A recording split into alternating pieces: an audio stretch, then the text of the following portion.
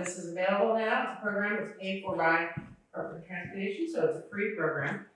And I think it's a nice way for the community to say, okay, I'm gonna adopt this can and clean up kind of around this one can. So, and you will get the little plaque with your name on it, so it'll have some recognition. We'll have to see if, when we get to the item about the trash can, I assume. I thought I would bring that up now. Yeah, the trash can. Yes. Okay, Thank you. is there anyone else that would like to speak under public expression? Is there for items on the agenda? Okay, moving on to the consent calendar, item number 1. There's 2 items on the consent calendar.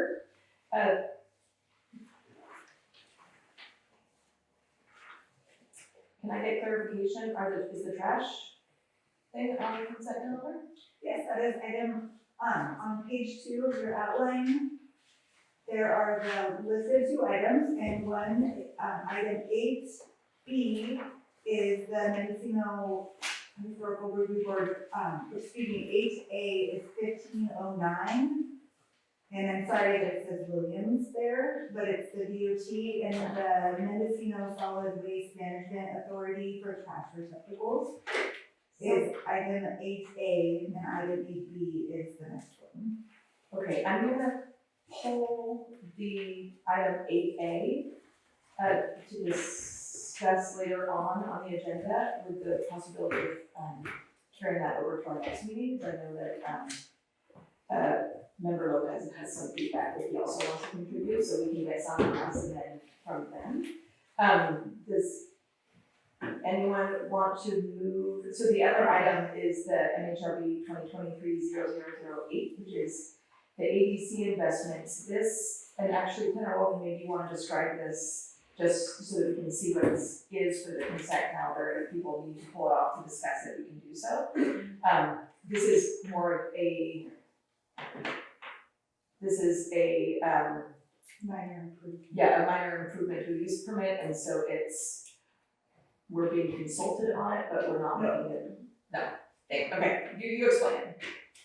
Okay, so, there are 2 items on the consent calendar, and item 8B was minor alterations to a previously approved, MHRB permit, specifically MHRB 2023-0008 by ABC Investments, and this site is located on Main Street, specifically at 45160 Main Street.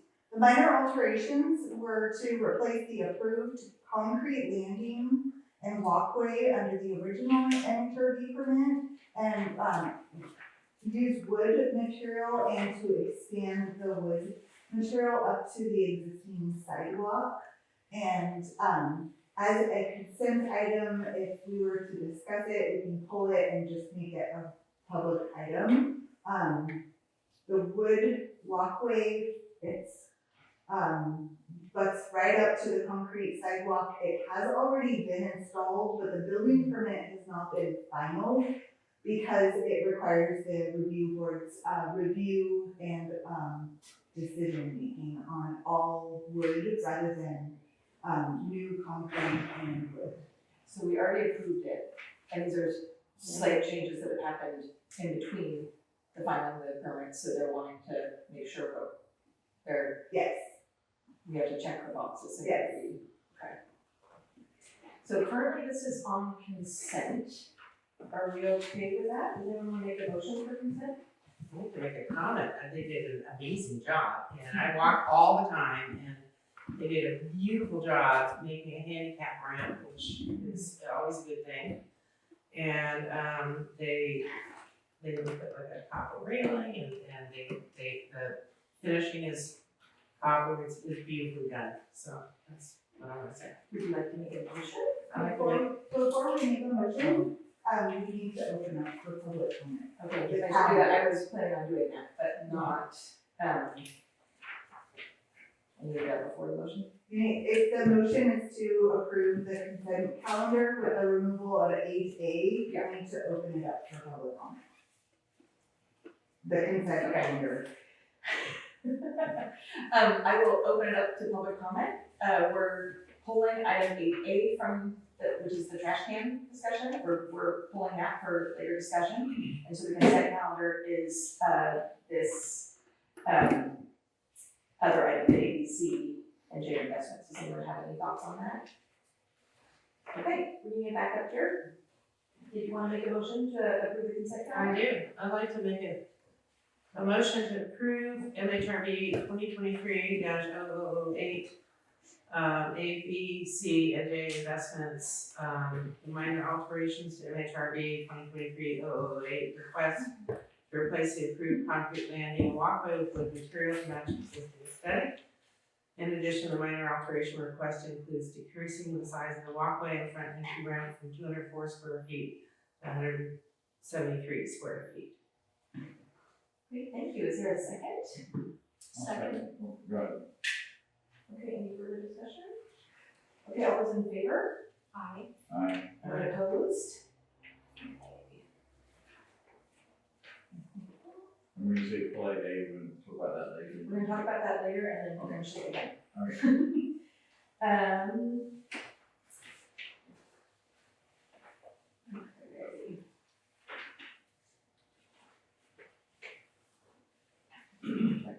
Okay, so moving on to item number 9A, which is a public hearing. This is case MHRB 2023-0012, McElroy Trillium Tent and Remodeling. Senator Morgan, would you like to present? Would you like me to do the brief introduction of it? Sure, I'm just got it on my ear. Okay, so this will be, and Planner Morgan will describe more fully, but this is a request to enclose the existing deck and adding an additional interior dining and continue the use of a temporary tent for outdoor dining associated with established restaurant, Trillium Cafe and Inn, which will be removed upon commencement of construction of a permanent pergola at the outdoor location. And we visited this at a site visit earlier today. Okay, so wrong, you're just one person. Senator Waltman for Mendocino County Planning and Building Services. Yes, today we are looking Hi, at, do you want to bring your tableware or? There's other- Other than that. today we're looking at the MHRB permit 2023, number 12 for, request to install an existing deck, adding the request to enclose an existing deck, additional interior, but for adding additional interior dining, and continue the use of the temporary tent for the outdoor dining associated with the established restaurant Trillium Cafe Inn. The temporary tent would be removed upon commencement of the construction of a permanent trellis pergola at the existing outdoor dining deck at the Trillium Cafe. Staff would like to take note that where it says the existing outdoor dining deck at the last sentence, it should say patio, and that will go on the permit if this project moves forward. The site is, it lists the site, located at 10390 Caston Street. Its previous address was 390 Caston Street, as a Category 1 historical resource known as the Bank House. And this project, the Bank House, did burn down in the past, and it was rebuilt and to replicate the historical structure of the Bank House. And it has been used as the Trillium, as a restaurant and a bed and breakfast for many, many years. And there's been multiple different MHRB permits as listed in the staff report to maintain the structure and also to support the continued restaurant and bed and breakfast. The main project, there is going to be a 20-foot by 20-foot trellis pergola proposed. It would be on the south wall of the structure, in the side yard of the parcel, in the side yard of the project. This is going to be a wood trellis. It will have a retractable, the project as presented to the board, it will have a retractable cover over the trellis.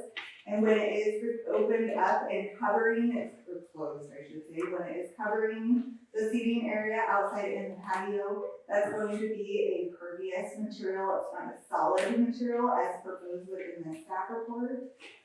There is also the proposal of the addition, and there is an existing deck that is outdoor seating on a deck at the southeast corner of the structure as part of the Trillium Cafe restaurant. And the proposal is to enclose that deck and make it more of the indoor dining experience. There are 2 windows on the east wall of that deck that are existing. Those are going to be used and reused on the south-facing wall. There will be a new door on that south-facing wall of that deck area, and then an additional landing and stairway out into the patio and garden area on the south side of the structure. And this project does have the approval of the Mendocino City Community Services District for the expansion of their restaurant. So they've cleared that, which is great. I'm just gonna look at the notes real quick. The door on the south side at the addition would be a single light door. It's not French doors. Right now there's French doors that lead out to the patio. The all new paint and construction will be consistent with the existing elements of the structure, which I believe is white. And I forget if the trim is black, but the proposed improvements are going to be consistent with the existing colors and finishes and materials of the existing restaurant, including the wood decking that's gonna come off the new addition, and any railing is gonna match the railing that's at the front of the building. And this project has been looked at a lot because of the zoning for the parcel. The site is overdeveloped, as with almost all parcels inside of the town of Mendocino are, exceeding their lot coverage. So this project, the owners have worked very studiously to work a system and to work in this proposal for not increasing their already exceeding lot coverage, which I was not able to find an allowance for a variance for increased lot coverage. I'm just going to highlight that with the highlight in my staff report, there are 4 additional recommendations that staff is recommending for this project, should it be approved. One is 6, the exterior lighting, including screen lights, shall be shielded, reflected downward, and positioned in a manner that does not allow light glare to extend beyond the property boundaries.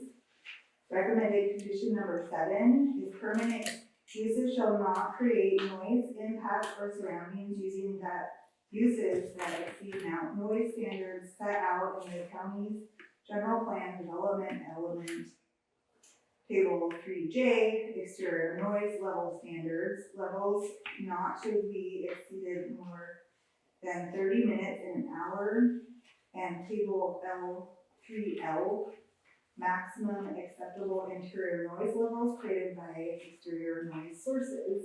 And there's 3 parts to that, is that sound from outdoors activities should not exceed exterior noise light standards. This includes noise from a generator, music, or others. Between the hours of 10 p.m. and 7 a.m., the exterior noise level shall not exceed 55 dBA, decibel. I can get back to you if you need to the definition of dBAs. Decibels.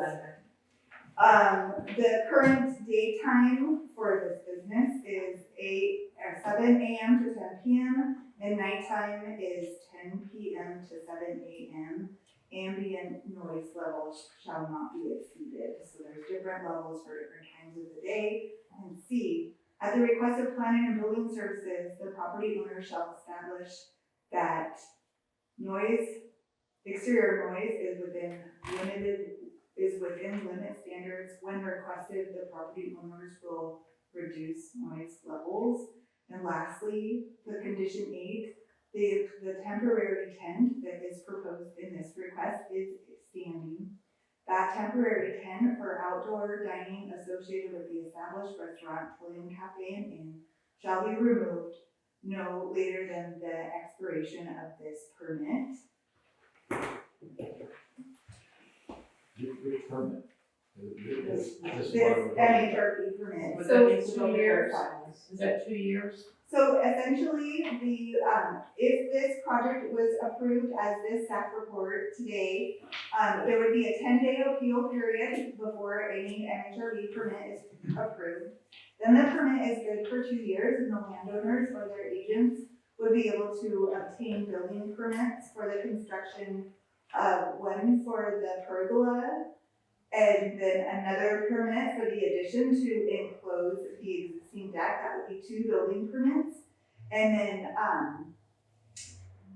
they can't have the tent up while they're constructing the pergola, but if they chose to not build a pergola, the tent would need to come down before the expiration. So yes, 2 years from the issuance of this permit, while the applicants are doing their construction of the addition to enclose the decking. Okay.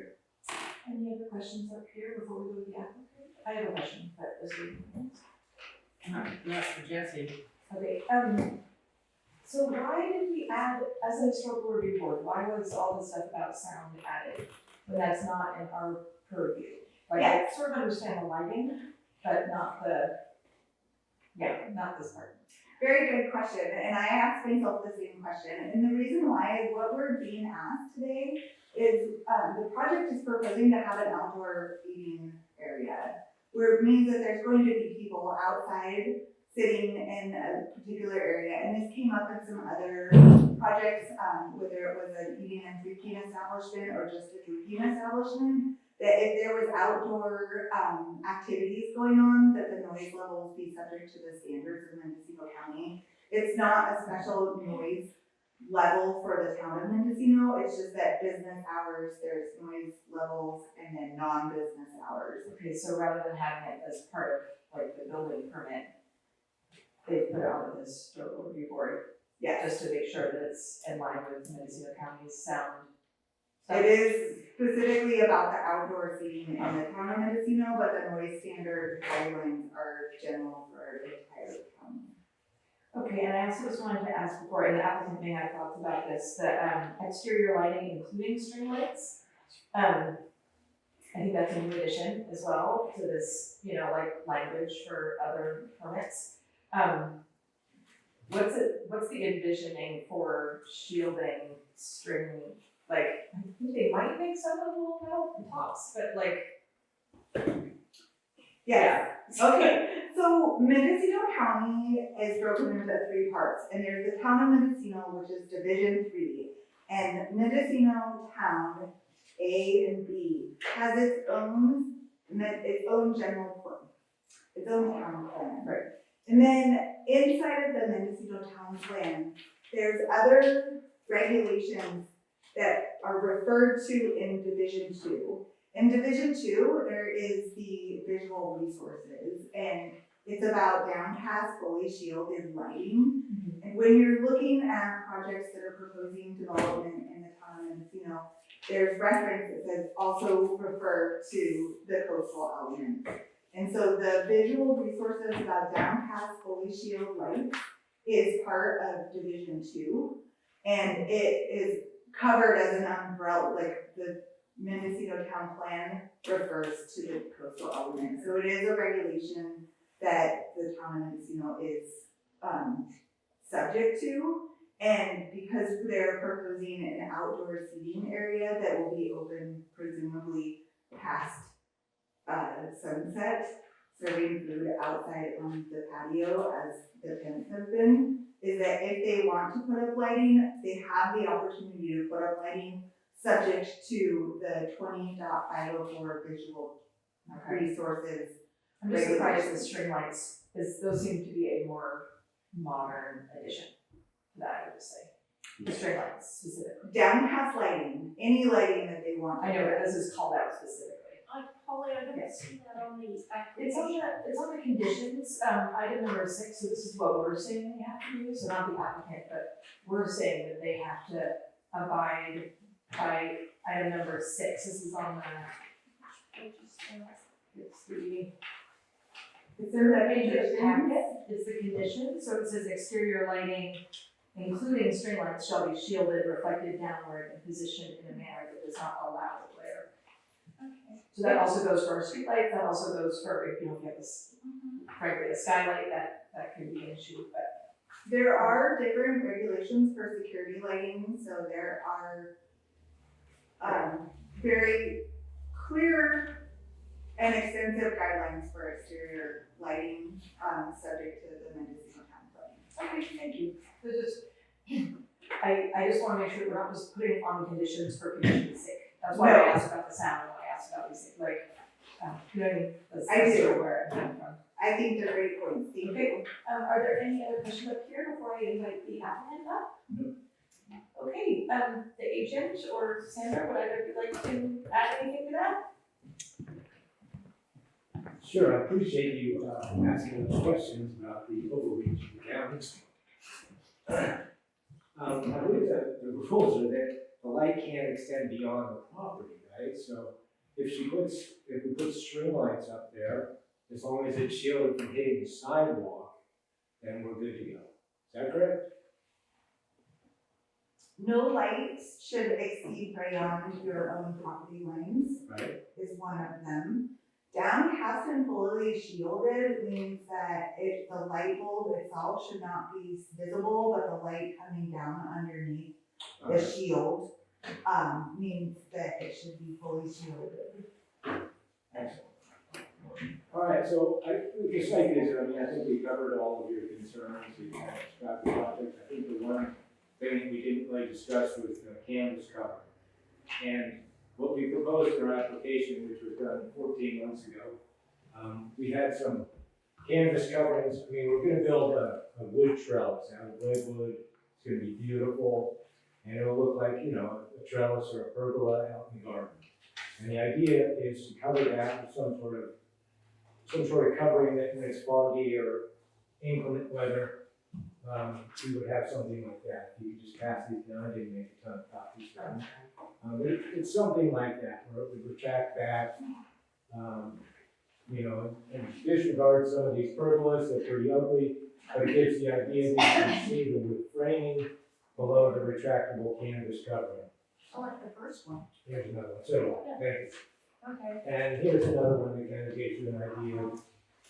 Okay, then, after discussion over the last 14 months, we found that there are also, instead of retractable canvas coverings, there's some like fins that, you know, you can put up a vertical piece and then have that fold down, and that would cover it as well. So it would cover it, you know, kind of like a roof covering or something like that.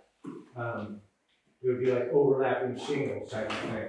Now, most of these we found are made of aluminum, very similar to, here's a picture of one, and here's another picture.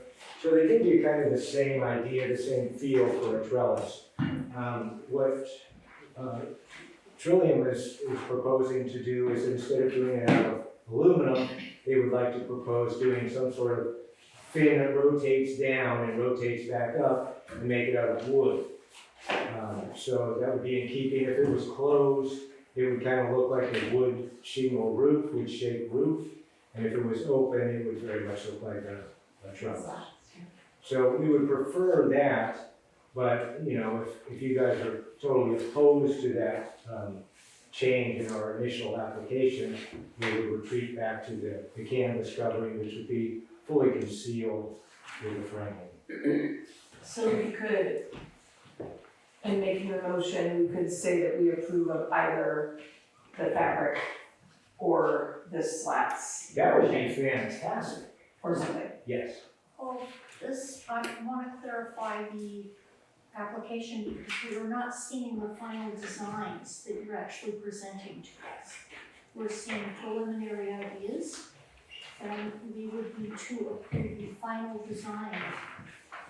Well, you're seeing the picture of the trellis, right, the wood framing. I'm seeing photos of different examples, but I'm not seeing the final design. On the application, we have a very rudimentary side view of just kind Yeah, of a schematic, see the yeah, little, schematic. see the little dashed line in it? Yeah, and That I'm would not, be the canvas covering, so you wouldn't be able to see the canvas covering, it would be hidden behind the frame or the fascia board there on the trellis. well, I'm just confused because you just passed out about 6 different examples that look very different from one another.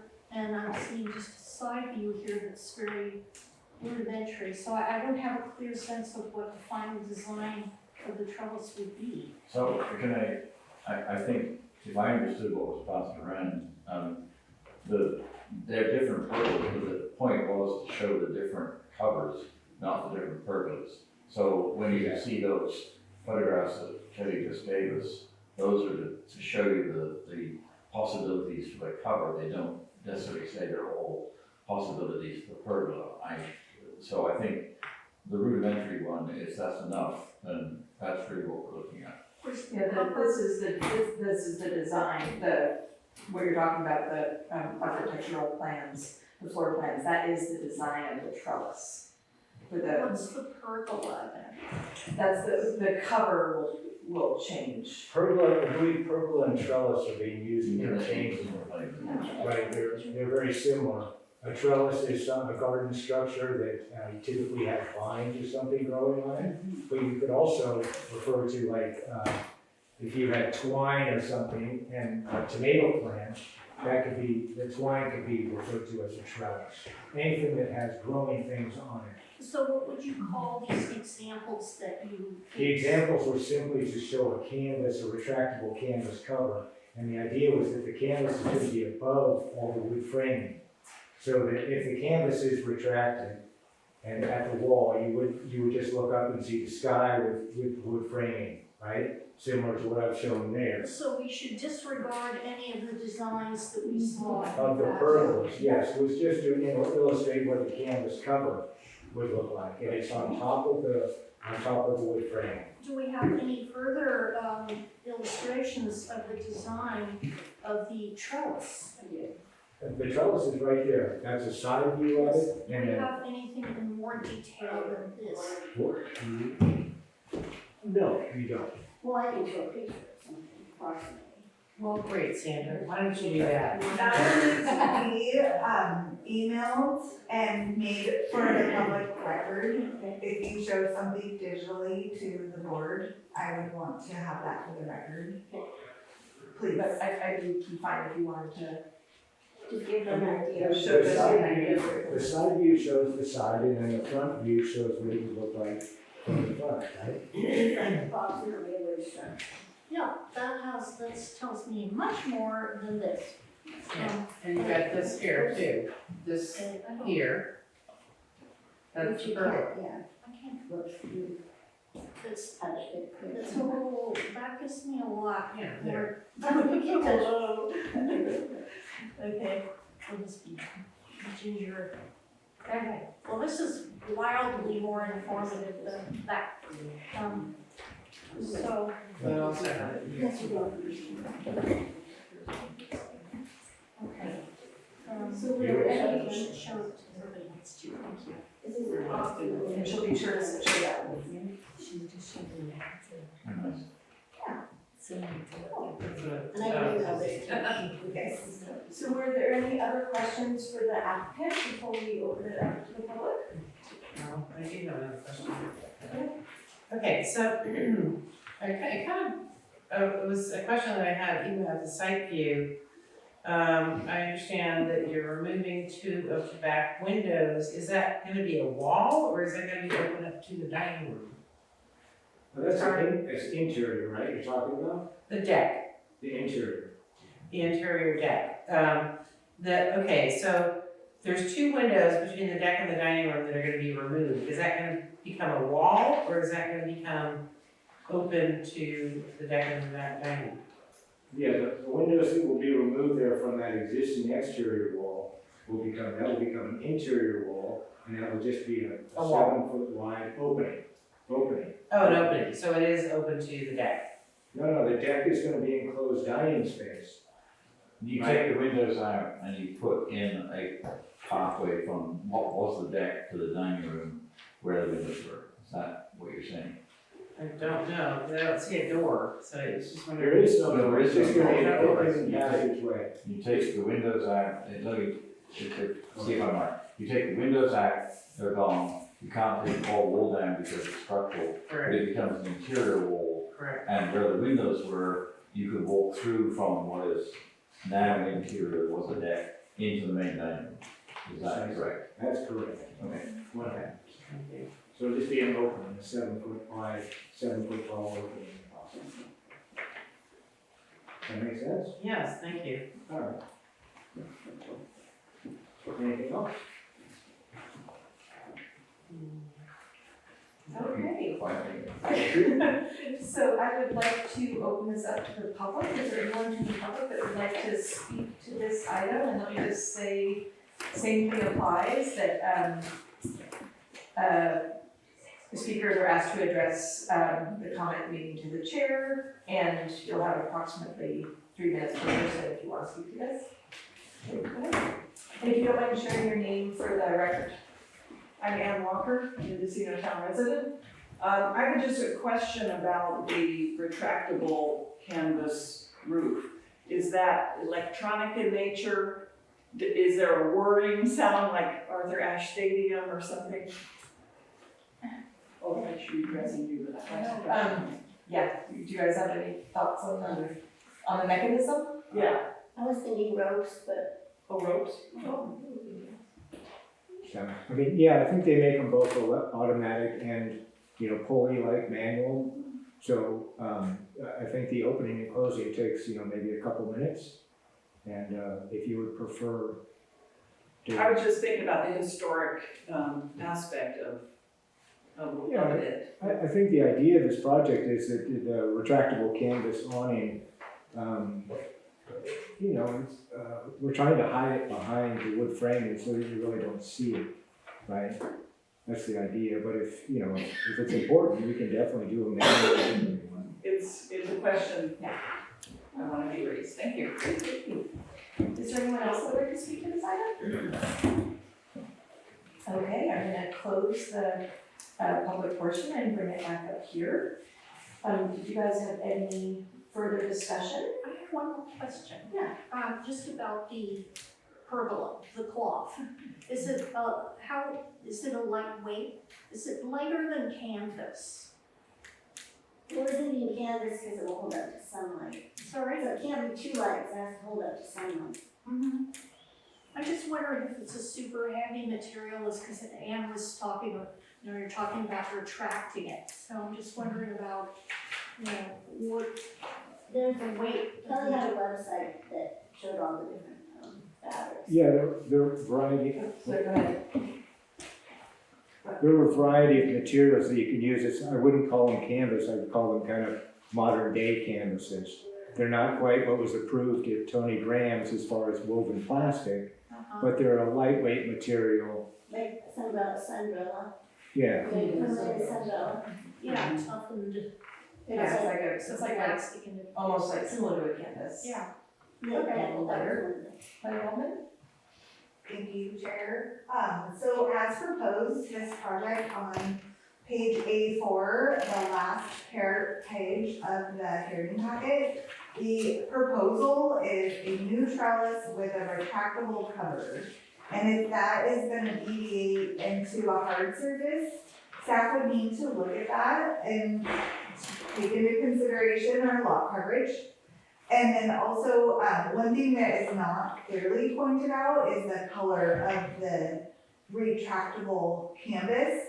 But it does say that the wood frames for the pergola trellis structure will be redwood and clear oiled. finished. So that's the project that's been proposed to the board. And so any deviation from the retractable canvas color, staff may recommend that we take that change back to verify for the materials if we're gonna go to a impervious rigid roofing. So to clarify, all of the suggestion with it either being canvas and or slats, nothing is proposed to be impervious. So the slats, when they are up, are open. That is not clear. So, so that was what I was gonna ask, basically, that from what you said, if we said that we wanted and preferred how we wanna do it, the slats, because that sounds kind of interesting in terms of aesthetic, that would need to be revisited, is that what you just said? Yes, it is. So,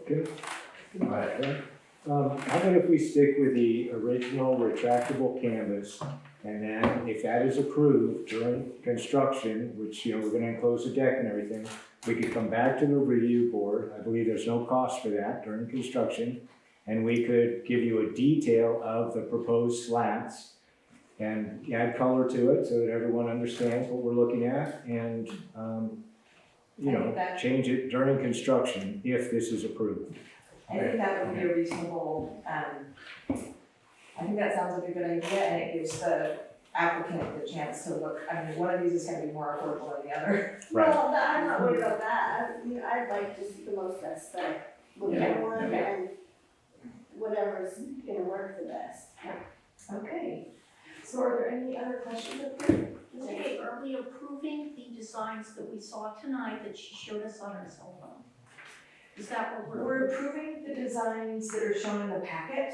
The photo on the cell phone is an example, so it will not look exactly like that, but it will be it will be wood that will, I imagine, naturally fade over time. So that aspect will be the same, but what we're approving is the design that's in the record. If I may, Chair. Yeah. Just because we have a new review board member, I just want to point out that, the comment that was just made, there is a new policy for the review board, Deirdre. It's called a minor alterations policy. I don't know if you're familiar with that, but that I'm is exactly And I what appreciate that. the, It certainly helps the applicants. it does, and I would like to state that at that time of that minor alteration proposal of any roofing changes to the pergola, that a very specific material should be specified, for staff to be able to look at. So, just for the record, as we have a returning board member, things may have changed. Okay. So I am looking. Can I address board member Herbert's concerns? My drawings they're schematic drawings. I've been to the review board a lot of times where you guys throw it out and, or don't approve the project.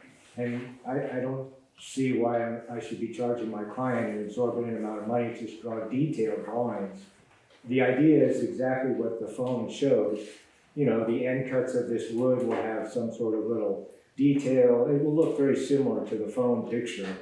And that's it's a small scale representation of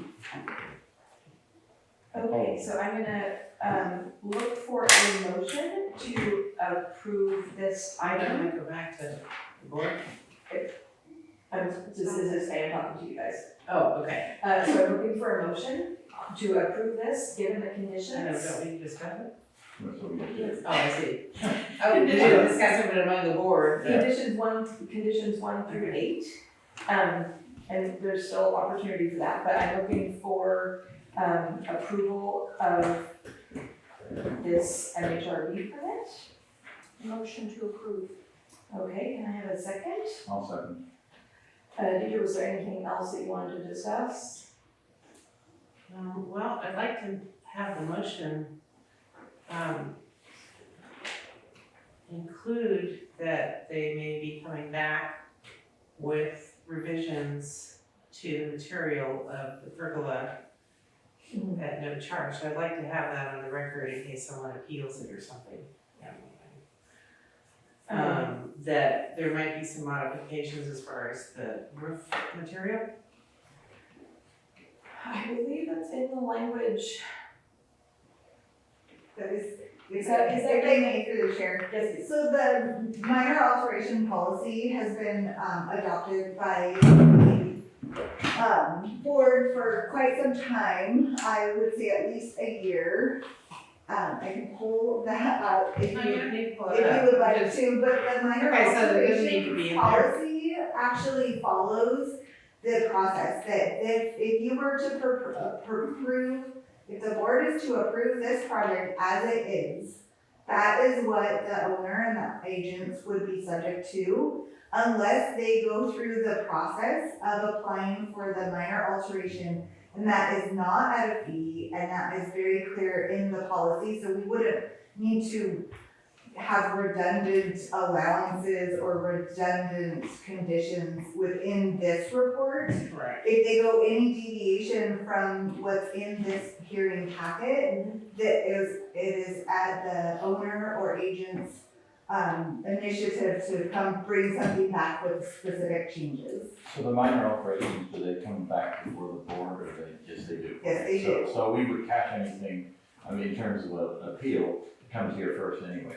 So Right. if we reject it, then it should be appealed, but you don't, I understand that you don't need to put anything in the language Okay. in the motion that says you have an appeal. All right, so, back in the old days, we used to have to kind of read into the record what the permit was, not just, hey, do you wanna approve this? And then everybody says, yeah. So usually it's like you have a number and Yeah, and these there's a are, brief, so if someone's making a motion, yes, there's a motion and a second. a motion and a second for this application as, Yes, As presented. with required findings and conditions 1 through 8, and I will just specify that there was that slight change in the language to reference the patio. It was a little confusing, so right, to clarify that. okay, I approve. If you call to vote, a formal vote, I can read into the record what is being. Thank you, Jesse, that would be Sure, appreciated. can I get a roll call vote, please? Okay, so we have a motion on the table to approve NHRB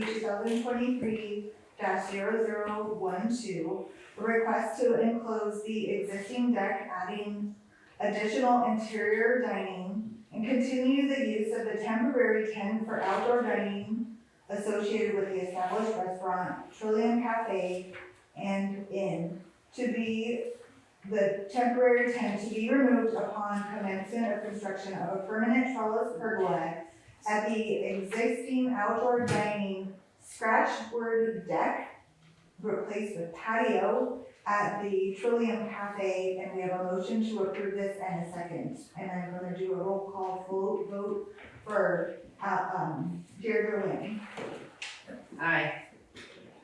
I approve. and Holly Madrigal Aye. and Alan Sanders. Aye. Thank you. And Justine Herbert. Aye. Thank you. And the motion moves, and the, action letter will be sent out to the applicant and owner. There's a 10-day appeal period for any appeals that will happen. So in 10 days, you'll see a permit with the correction of the word patio. Thank you very much. Thank you. So we're gonna move on to item, case number 2024-0012, Roland exterior alterations. I'm gonna recuse myself because I am a direct across the street neighbor and could be perceived to have a conflict or benefit if I went one way or the other. So I'm gonna turn this over to member Alan Sanders and come get me in the hallway when you're Okay. So, this is, as Holly said, 2024-0012. It's a request for after-the-fact minor exterior alterations, including door and window configurations, new paint, removal of the after-the-fact deck expansion, and request to consider a 300 square foot aggregate concrete patio to the southeast corner of the existing single-family residence. It's a category for the historic resource, and it's on the property located at 45131 Ukiah Street. So with that, Jesse, I think you're so. I'm the only one. Okay, And you're doing really good, Jesse, thank you. so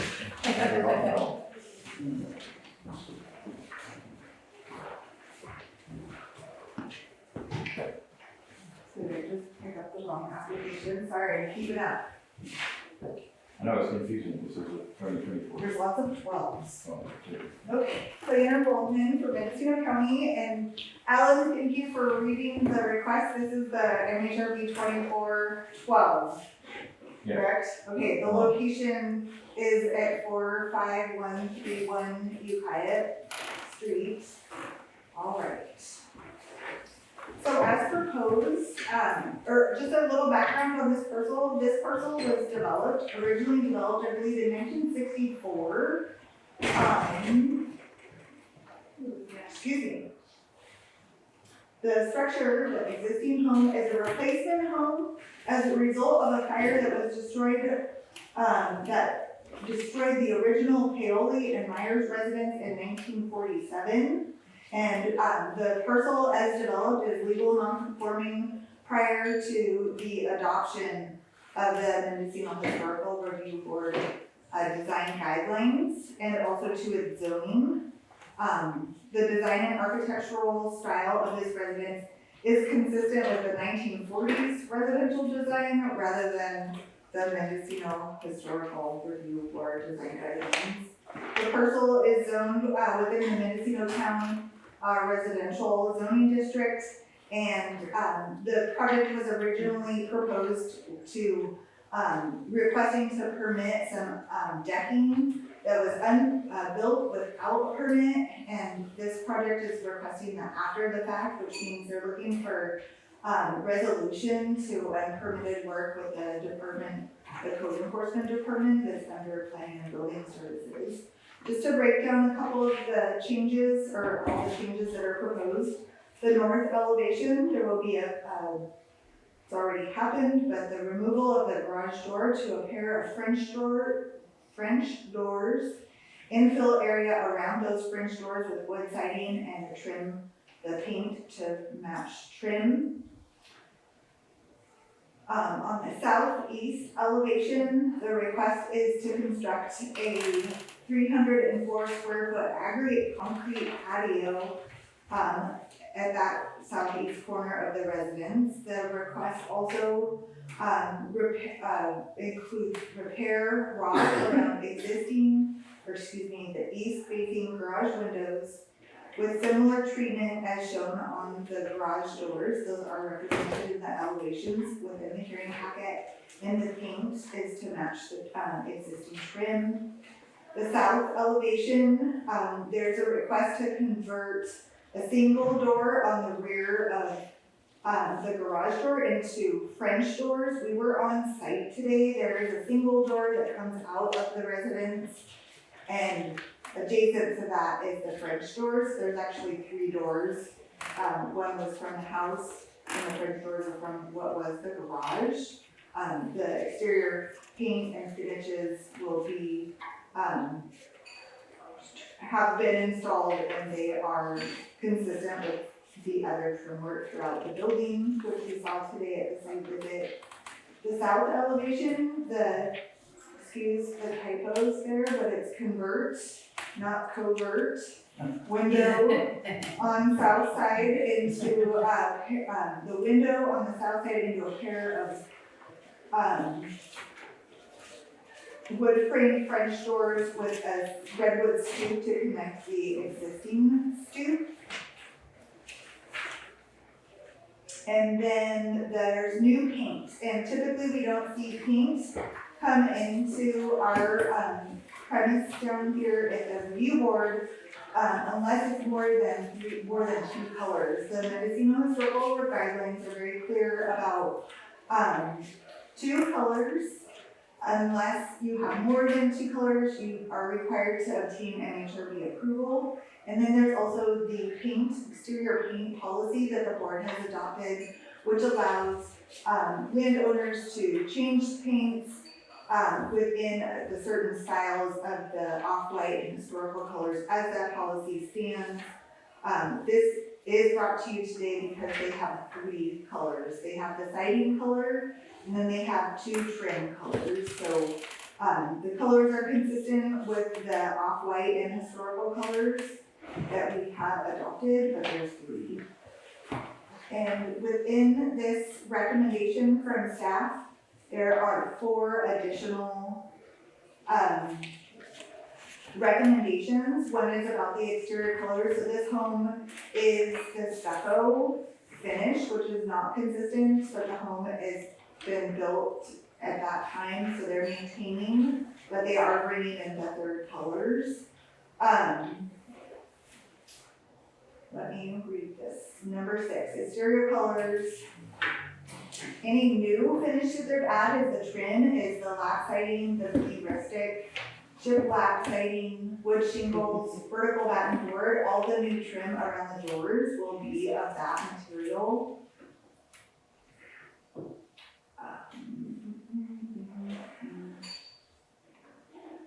It does say that the standard, so if they were going to not maintain the existing siding on a home, so number 6 goes on basically stating the review board guidelines and recommendations where things shall not be stucco, but the home is not proposing to reside in a new material, it's maintaining its existing stucco, so they will be allowed to maintain their existing stucco, but the new trims need to be of wood. 7 is that any new windows, so you'll see in the elevations that all new windows need to be tall, double hung wood frame doors, dormer, oriole, bay, faux, and small accent windows are common. Single pane windows, they haven't proposed new windows per se on the existing structure from the original construction. What they've really done is they have added French doors, and so condition number 7 says that metal doors and sliding glass doors are unacceptable. Number 8 is about the 3-to-1, the 3 exterior colors and why that's brought up to you. And what the design standards are there for your approval. And then number 9 talks about the 300 square foot patio shall be constructed of permeable materials such as brick, flagstone, board, grass, and gravel. Asphalt and concrete are not acceptable. So today at our site visit, there was a wood deck that comes off the southeast corner of the residence. And that 300, give or take, square foot deck, it pushes the existing lot coverage over as well as the deck that's on the west side of the building. Those would need to be constructed of material that are of consistency with condition number 9. And I believe that concludes my presentation. There are colors inside of the hearing packet of the existing colors, the dark brown, the middle brown, and then the body is stucco colored. Our staff did not receive public comments on this presentation or this project since it's been posted. Do you have any questions? So, I understand, I think I understand, there's really 2 places where if we did decide to accept this, where they're not meeting the existing standards. One is 3 colors rather than 2, and the other is the lot coverage. Those are the only 2 places that are against the existing rules. So the 3 colors, there is not a rule about how many colors you can have, but there is no exemption that 3 colors would fit for the parcel. So the lot coverage, yes.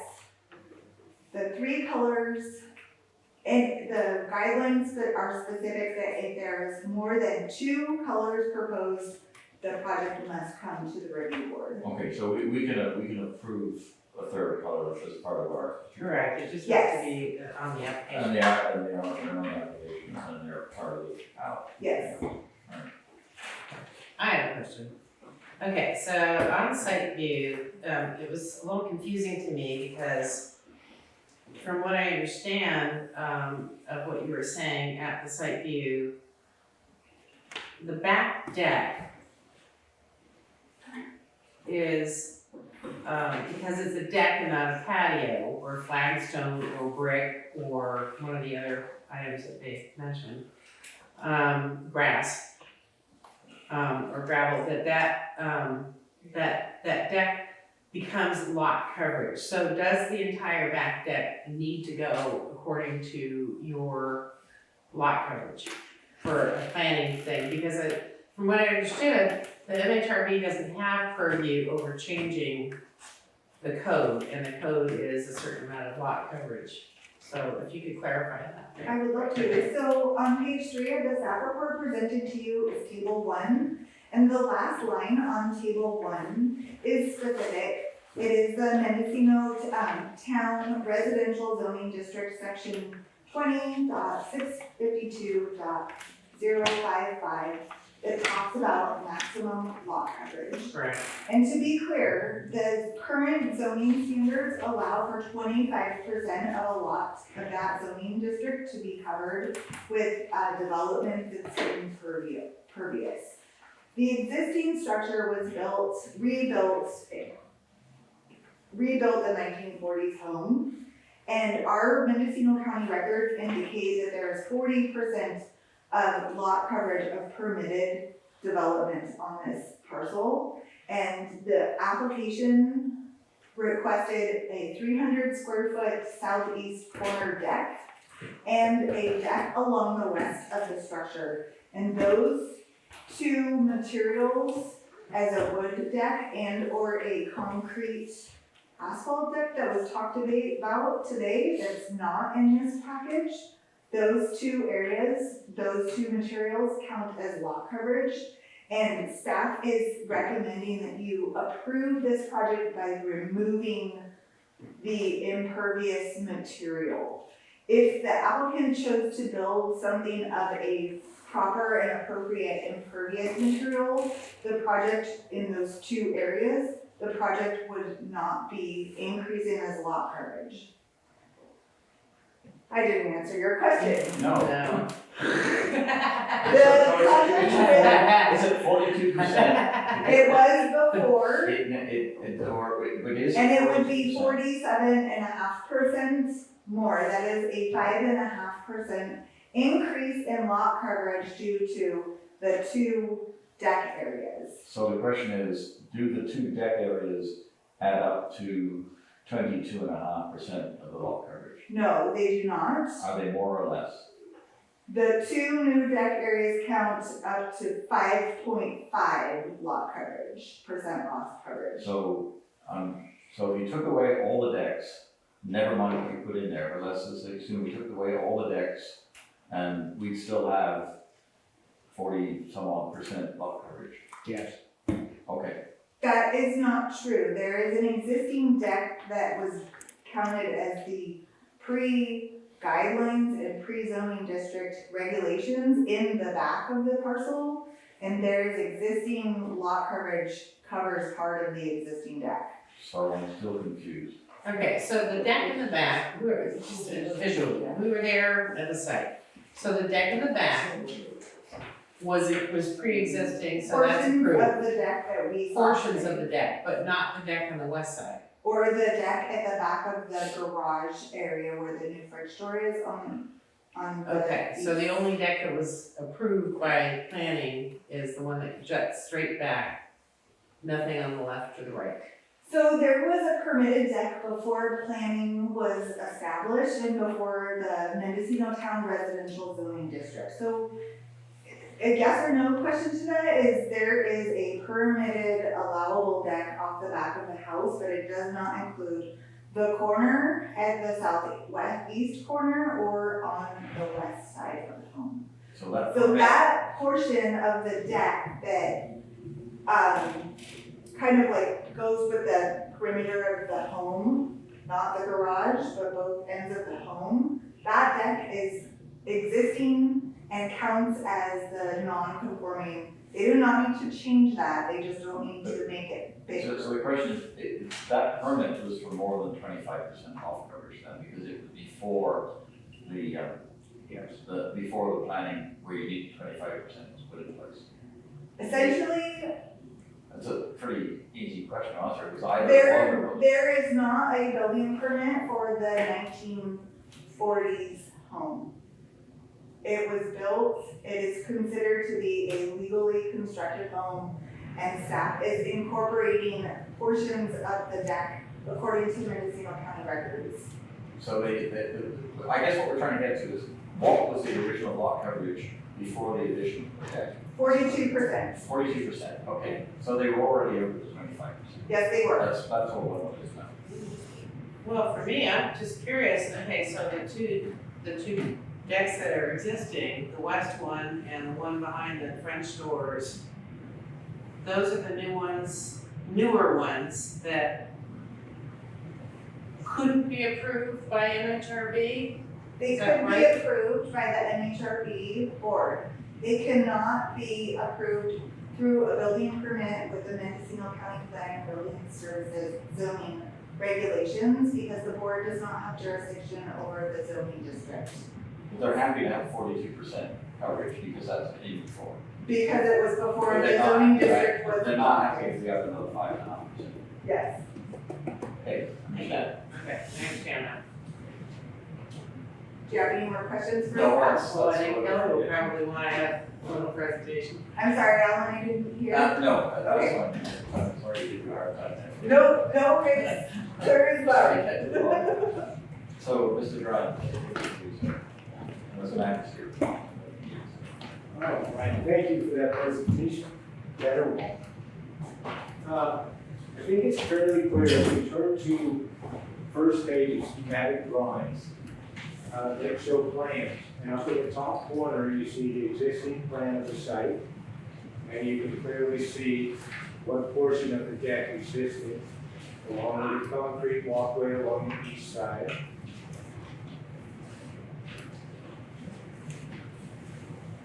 There it is. So in the upper left-hand or the upper right-hand corner, you can see the existing deck is just on the rear of the house. And if you go behind the garage, that was, there's a concrete pathway, and then just behind the garage was just a mud pit, according to Mr. Roller. So what we proposed to do, or what he did, was he built a deck along the west side, okay? And then he built this deck behind the garage. And when we put in for our application, we were told by the planner that, hey, you're already over at 42%, you can't add any more lot coverage. And I have here from the Division 3 code, the town of Mendocino planning code, the definition of lot coverage. We give you all a copy. There you are. And as you can see by that, lot coverage means the percentage of gross lot area covered by all buildings and structures on a lot, including decks. So that is why the deck is no good. It also includes porches and covered walkways, excluding uncovered required parking areas, landscaping, patios, terracing, and rainwater, groundwater, or potable water storage tanks. Those last things are all excluded. So if we could convert the west deck to a patio, it would be excluded. It's 5 feet off the ground, that would be challenging feat to make that a patio. The one behind the garage is only, 8, 9, 10 inches off the ground. That was easy you could form around that and you could turn it into a patio. A patio is anything that it has, you can have concrete, it can have brick, it can have flagstone. The condition number 9 on this is not from the code. This is a misstatement. This is from the Mendocino Historical Review Board Design Guidelines. The guidelines are not the code. These are the guidelines right here. These are simply, I have seen people on this board take those guidelines and throw them in the trash. They are simply guidelines, they are suggestions, they are not the rule of law. The code is the rule of law. The definition that I gave you there that describes lot coverage clearly indicates patios and it says nothing about permeability of the patio. Patios do not count as lot coverage, and so I believe that condition number 9 should be stricken from the application, and our application should proceed. Does anyone have any questions? I think it's our duty to enforce the design guidelines. It's not your duty to design. The design guidelines are there to help you determine if a window is appropriate. Like it talks in there about, horizontal windows or vertical windows. Like these windows right here are appropriate. Well, is this window appropriate? It's not really a vertical window, so you could refer to the guidelines. You could say, hey, that window's no good. Those guidelines are simply there to help you understand what is important in this town, right? The lot coverage issue is also the 25%. The whole idea of having that is that when you walk down the streets, you have open views to the ocean or to the river. And it creates a feeling that you're not all boxed in. This isn't your typical city. There's a lot of open space. A patio typically is at the ground level. And that doesn't really affect your view beyond. It doesn't make the site feel like it's more built on. A deck could be off the second floor. A deck could be 5 feet off the ground. That all of a sudden starts to count as some sort of built structure.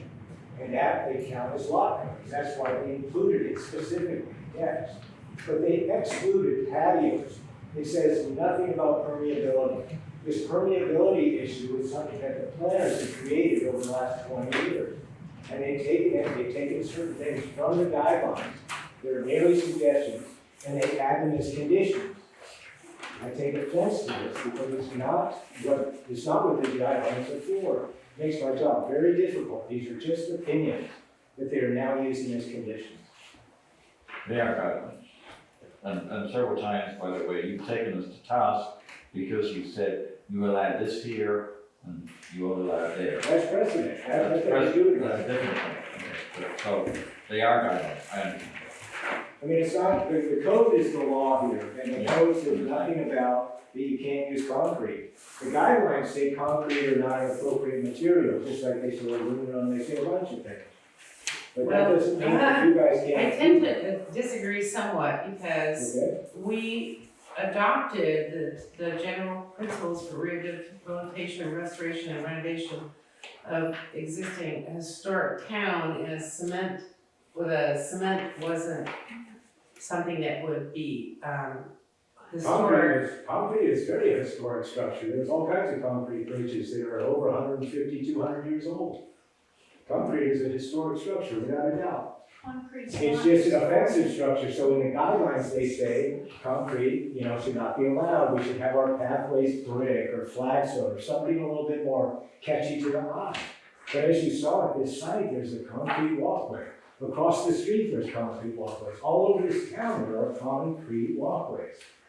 So, okay, I Uncovered don't concrete know that we're gonna get to agreement. I understand your point that guidelines versus law and that based on that, I also understand the concern about the aesthetic of concrete. So I think as we get into the discussion, we should hold that discussion until the board discusses it.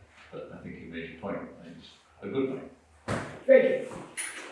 Any public expression on this? Again, if you could hold it for 3 minutes, state your name. I'm Deborah Lennox. I'm gonna back Kelly up on this one on the clarification of the design guidelines, which say a patio is allowed, whereas it's a little fuzzy because it doesn't like concrete, but it says a patio is allowed. And so making a patio permeable is a good way to be sustainable, but it isn't part of the guidelines. So it's a little unclear to professionals that are advising our clients as to how to proceed forward. So I would like the board to maybe look at the clarification of whether a patio needs to be permeable versus whether it can be a patio that has concrete under it, for the simple reason that I like permeable patios, but the gophers here are crazy. I mean, you put gopher wire under there, but a lot of times I wanna recommend that if you have a patio with flagstones, that you put concrete underneath it to keep the gophers from cooking up the pavers. And then a deck, at one point, there was an interpretation that less than 30 inches above the grade didn't count, and now all decks count. So I think it would be great to have clarification about this lot coverage stuff. Thank you. Thank you. Thank you. Could I just add one more thing? Certainly. It's, the permeability is not anywhere in the code. I'm looking at the code right here and I'm gonna disagree. Where does it say? It says Section permeability? 20.760.050 standards on page 216. Item 5, sidewalks of brick, flagstone, or board are allowed. Driveways of grass, gravel, or turf stone pavers are allowed. Major coverage of front yard setbacks is prohibited. Okay, the architectural size, material details, okay. Texture, color, facade, treatment, and fenestration of the work proposed are the same effects of the subject property and other property within the district. And there's not a lot of cement patios that I can think of. Yeah, it says NPZP section 2652.055 on the application, under the planning board items, number 9, so it is Mendocino Town zoning code. That's Which page is it on? I'm not, because of the page number, I have to look through here. Oh, well, I can find it. Asphalt and It's concrete. right here. I mean, but that's, 20.652.055. but that's not the page number, that's the. I know, but that's the code number, so you look that up here, 652. Do you have that code there? 652.055. Yeah. Can I see it? Sure. It's written within the staff report. No, I won't see the code. Oh, well, there's two different codes being referred to. Could we have one conversation at a time, please? Sure.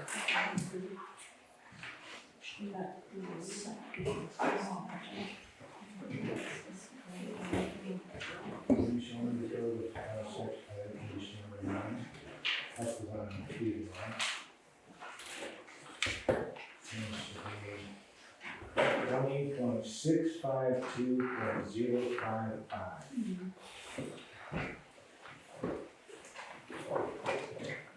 I will read the zoning code section for the record. Just, we appreciate that.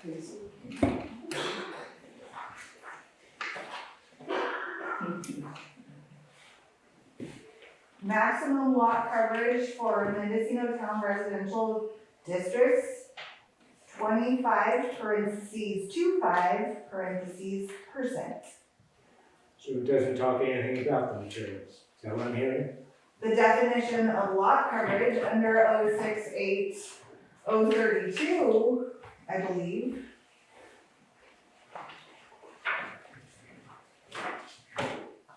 But the code that you're referring to pursuant to section 20.652.055, it talks about 25% lot coverage. It talks nothing about the 300 square feet patio shall be constructed of permeable material such as brick, flagstone, board, grass, and gravel, asphalt, and concrete are not acceptable. That is not a quote from the section, correct? No. Okay, thank you. Is there anywhere in the building code that says that a patio cannot be built out of concrete, as opposed to the NHRB? I'm that- saying, It does not. we're riparian vegetation and velocity development such, but, let's see. Development shall minimize the following impervious symptoms: removal of vegetation, runoff, bare soil, noise, dust, artificial light, nutrient runoff. You know, when you find it? I don't think you'll find it. The permeability is something that's been adapted from the guidelines. I believe it was your predecessor, Juliana Cherry, who adopted it, made it a condition. And the permeability, if it was an issue, why would they exclude decks? Decks are permeable. So permeability was the thing, decks should be included. It's not permanent building, it's how much they take up, but when you're walking down the street, you see a deck hanging off the second floor of that building that's blocking your view. That is why they include decks. They exclude patios. It's very clear in my presentation. I'm gonna read this. Do you want to proceed with public comment, or do you want to close the matter from the Fine. public and bring it back to the board? Well, I just wanna ask, just a clarification on, sidewalks of brick, flagstone, or border are allowed, driveways of grass, gravel, or church stone pavers are allowed. Major coverage of, front yard setback. Front yard. Prohibited, so that's front yard. Discouraged also, the concrete's Thank you, discouraged. commentary can be Thank you, closed. sorry. So we have, I think we'll close the public comment, I take the recommendation. I think Well, we'll. we didn't even open public comment Yes, you yet. did, I did. Oh, did anyone else wanna comment? Deirdre, we're gonna let the chair, the temporary chair fill in. I didn't know as- we We got opened that public far. comment, we I had missed 2 public comments, and I Okay. can't do a public closing. Alright, thank you. So, just to kind of guide it, if we're gonna close the public comment, that's been closed, and then it's back with the board, so no further input from the public. Okay? So, comment from you guys. I'd like the board to consider that we take it in two separate, as we voted on as two separate items. We vote first on the after the fact minor exterior alterations approval, and then either, vote, and then we can vote separately on the You patio. can't do that. Can do that? No, If we it's one application, I've been down this road before. If You we either approve the whole thing, or you send it back, they can revise it, Can we and you approve, can offer comments.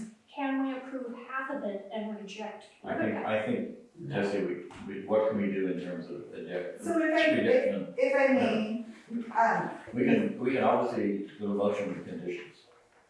so, the board can approve a project, or it can deny a project. An applicant could, request the project be continued until further information is provided. And it's a good idea for the board to bring, to provide comments for the applicant to bring back to you, like what your comments are, they can prepare something. You could draft, new conditions that you would like to see. You can scratch conditions that are recommended before you today. No action does not allow, the project would not be brought back to the agenda. We were just talking about this, at our last meeting in December, so a decision needs to be made, otherwise it's just going to be deemed approved by no action. But there's no way of approving half of the, You can't break it up, but You can't break it you can add a condition that would eliminate one of the requests, or you can approve, by removal of a recommendation that staff has presented to you today. So would that be an amendment? Would I move to make an amendment? to Yes, and you would be specific about what those are. So if your proposal, just for an example, if the board wanted to approve this, but omit condition 9, you guys can make that motion and vote on it. If you want, I don't know what your goal is, and so, I'm not sure we do yet. you would need to be specific about what the amendment is. So like, we just did it a moment ago on the other project where the word deck was incorrect, it was actually a patio. So we amended the request, we voted on it, and we approved with that amendment. Mhm. We can do that tonight, but we need to know what your amendments are to this specific project.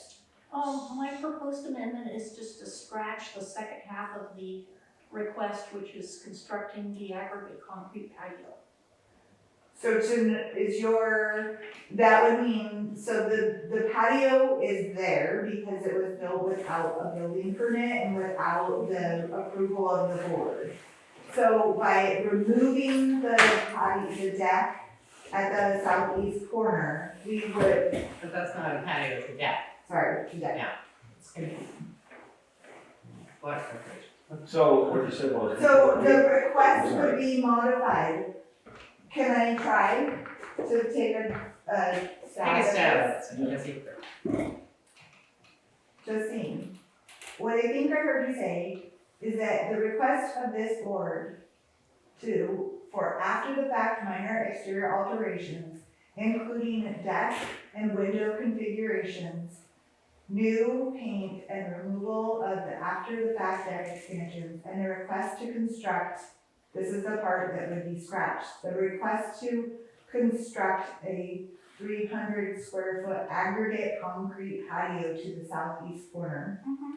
So you could not change the applicant's request per se, but you could add a condition that says that the request for a 300 square foot aggregate concrete patio to the southeast corner of the existing family resident is not approved within this permit, and that becomes condition number 10. So it's effectively, we're deleting condition number 9. But I have a question on that. Can we approve the existing deck that's there? Or is that something that planning won't allow us to do because that's going over and above what our purview is? There is a existing legal non-conforming deck that is Right. allowed to be there. I understand that, but the And one as that's left. presented to you, as stated, the site plan clearly shows where the deck addition is requested. No, I understand that, but there's also a deck. So Where let me try to do it. Okay. So if we put forward a motion that accept everything except condition 9, which is the one that basically removes the deck and puts in the 300 square feet. If we accept everything else and the deck is unchanged, then we have a problem because we're still over the limit for the, but if we decide that's what we want to do, can we do it? Do we run it up against building and That's planning? exactly what I was, They will not be able to be cleared with the, okay. if they keep that wooden deck portion and they put it into concrete instead of wood. No, we're not gonna take the deck out, the deck's gonna be there, it's not gonna go away. We're not gonna do concrete, They then go back into the code enforcement violation. so that they'll be in violation of the code. And But they they're will already in not be violation able of to the get, code because they're at 42%. yes. I've got a question for the applicant. I know that we're talking to the board, but is that possible? Can I do that? Kelly Grimes, I'm wondering, did you talk to your client about other materials than concrete, such as gravel, pavers, anything like that that's more of a patio than cement? Is cement the only, it's cement or nothing?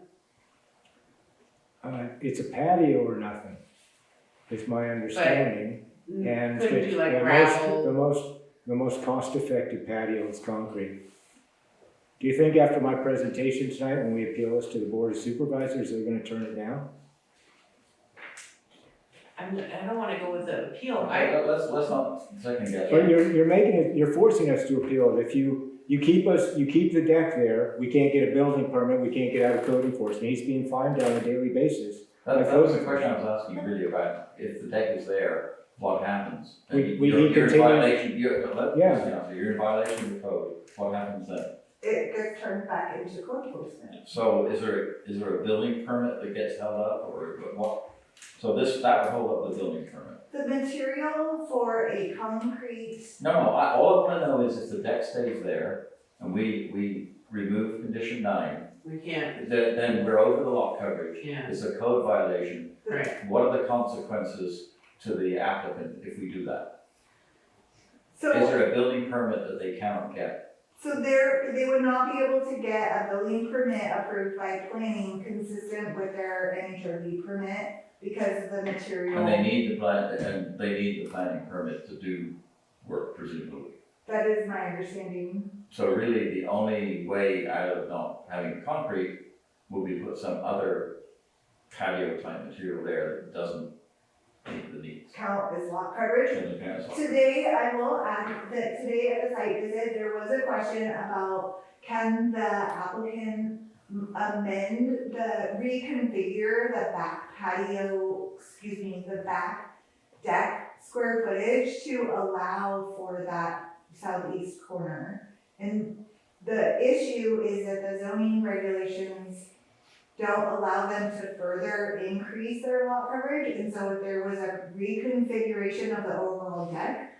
And I don't know if the landowner wants to do that. I can only give you, so yes, the deck could be reconfigured to not increase lot coverage. That's a huge cost. But that is an alternative, but that has not been presented to the board. Mr. Grimes, Can sorry. I just remind everyone that we're talking about a deck that's in the rear of a house that you can't see anywhere in town? If we could just zoom out a bit, strike condition number 9 and approve the project and move on. Yes, I agree because, it's already legal, non-conforming, the deck's been there for a long time. It's, Plus, this lot is not a legitimate lot, it's only half a Okay, lot. so we're back to the board discussing. Wait, order. I would like to Stop for a continue minute, stop for a minute, stop for a minute. I would like to continue my little speech here. No, but we're talking amongst the board now, I think. Okay, I can talk to you then. Alan, Go ahead. You can have to The Alan, owners this is said, the we chair. have from Mr. Grimes that the owners are happy with the deck. So, in my point of view, it would be ideal if we just approve every after the fact, Okay, we're talking amongst the board, we can't do that. What Jesse said was. I'm gonna continue what I'm Okay, saying. go ahead. In my point of view, it would be ideal if we just approved all the after the fact alterations they did and the deck. I'm agreeing with you. Except for that we can't. Well, I don't see. Because he's getting, okay, this deck here that he added, Mhm. he's getting fined every day because it's increased his lot coverage. And if he wants to get a permit to get a new roof, So which I the think, owner is getting something like fined that. every Let's day. stop. Okay, the situation is this. We cannot get the deck there as it is because it exceeds the lot coverage. That's a code violation which will stop the applicant from having a building permit. And that's. So that cannot be done. right, We can approve the concrete. Everyone's concerned about concrete looking ugly and everything else, but we can approve this as it is with the concrete. And I take Mr. Grimes' point that that is at the back of the house and very not visible. I also take his point as a guideline, and as far as we know, there is nothing in the actual building regulations, the guidelines, that insist that it has to be something other than concrete. So we could approve this as it stands. What we would end up with is a concrete patio at the back. And if we're happy with that from an aesthetic point of view, then we're done. just for the record, my daughter's husband works for a company that dredges sand for the bay, and also works in a rock quarry. He's a manager of a big company. And so I called to ask him about aggregate concrete. He says aggregate just means if you do it right and put the aggregate underneath the cement, that it's still permeable. I think, my concern was, well, is it gonna detract from water because everybody's on a well? And he said, no, it wouldn't. So that's, it's not gonna affect water. So just wanted to. So I think where we are, if I can put a proposal on the table, is that we approve this permit as written, which would mean that 3 colors, which I assume we can do. It would assume a concrete deck at the back, a concrete patio at the back to replace the deck, which we can do, because we're only talking about guidelines and not building permits. And Removing the windows and everything all seem fine to me, so and that the deck on the west that is where I would go. So just for the record, I hear a motion by, Well, I haven't made the motion yet, I Okay. want to see if these two guys are. Well, I think we have to make the motion because he's the chair. Yeah. Are you in line with that? Go ahead. Yeah. Yeah. Yeah, now that I have more information, Okay, would you like to make the motion, Justine? okay, I make a motion to approve the application. Second. I second the motion.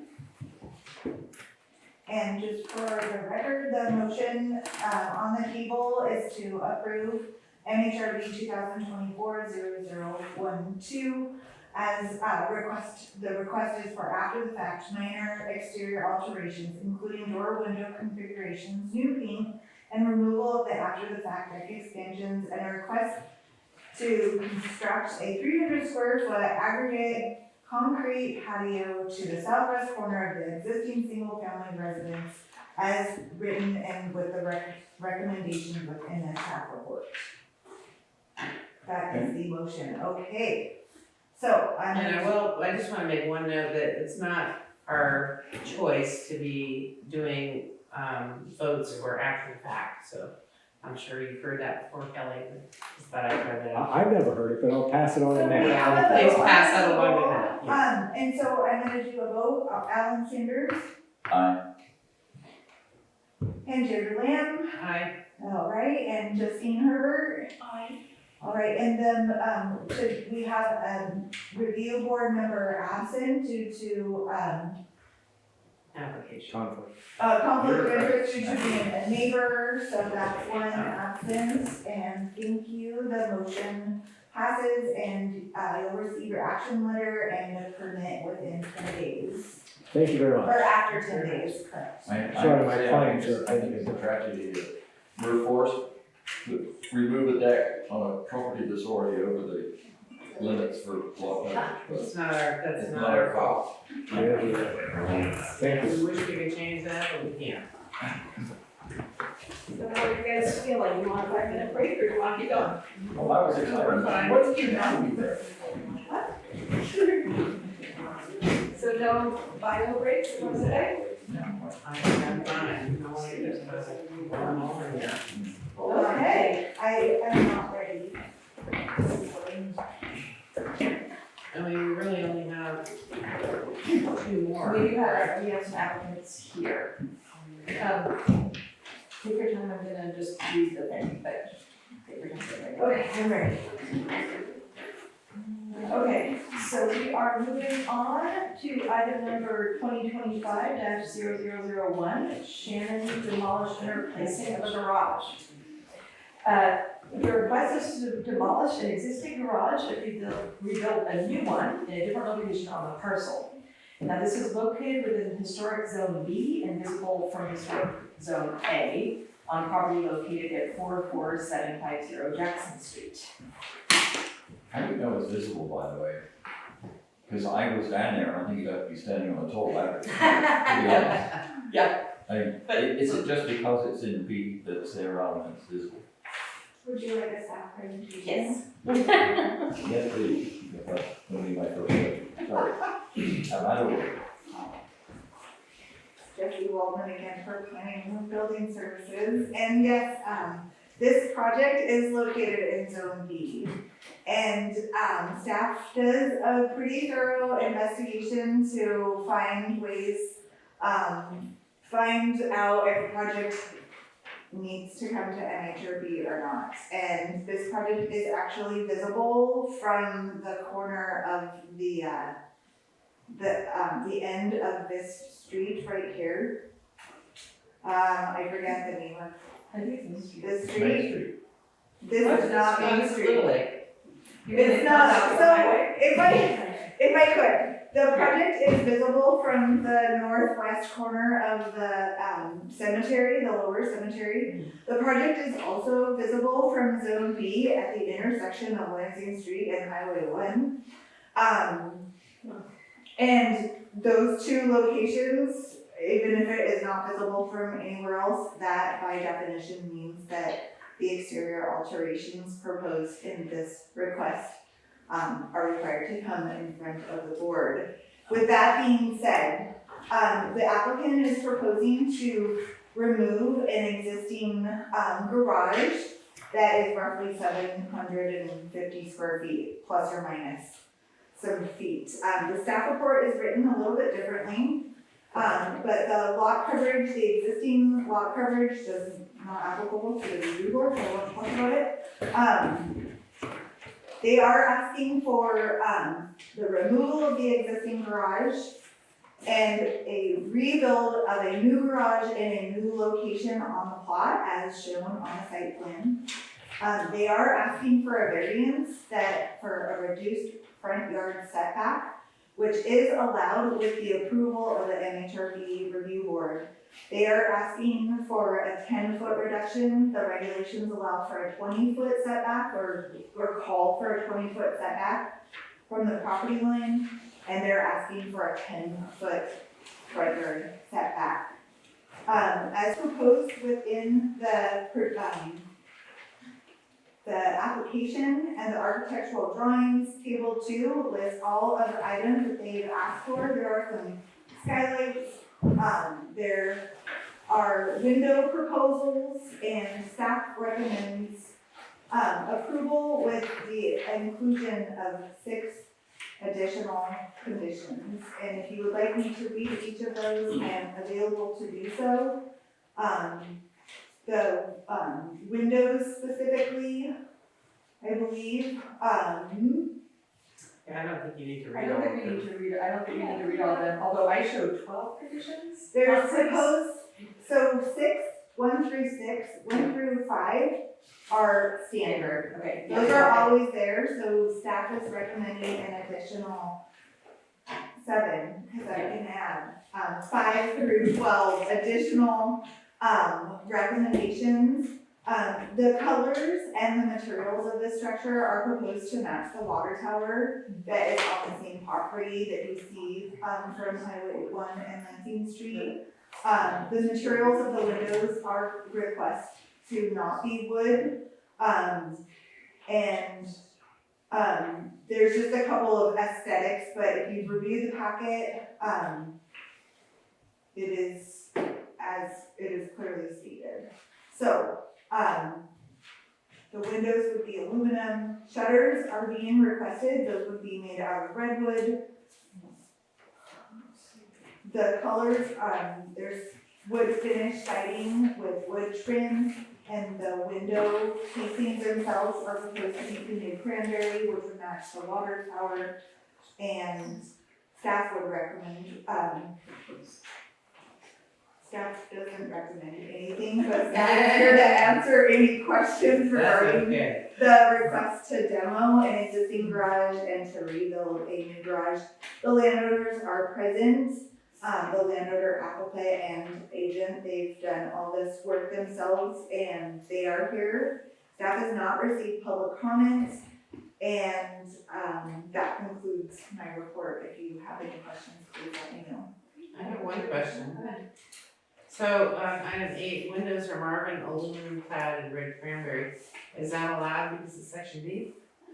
Nope, that is a request. Thank you very much. It is not allowed or disallowed. It is not consistent with the guidelines. It is in zone B, and to be specific, the guidelines say wood, but the request is to ask for aluminum. And the zone B is, Across the highway. somewhat less, If it's visible from the Historical. town of Mendocino, it is subject to the MHRB review guidelines. what I'm saying is that it and that side of The historic headlands district. are, So, yeah, careful are with less stringent. I would say there's been an assumption of less stringency. Sorry. Do you have a question? No, I'm just amazed it's visible from Lansing Street and Highway 1 as well. Yeah.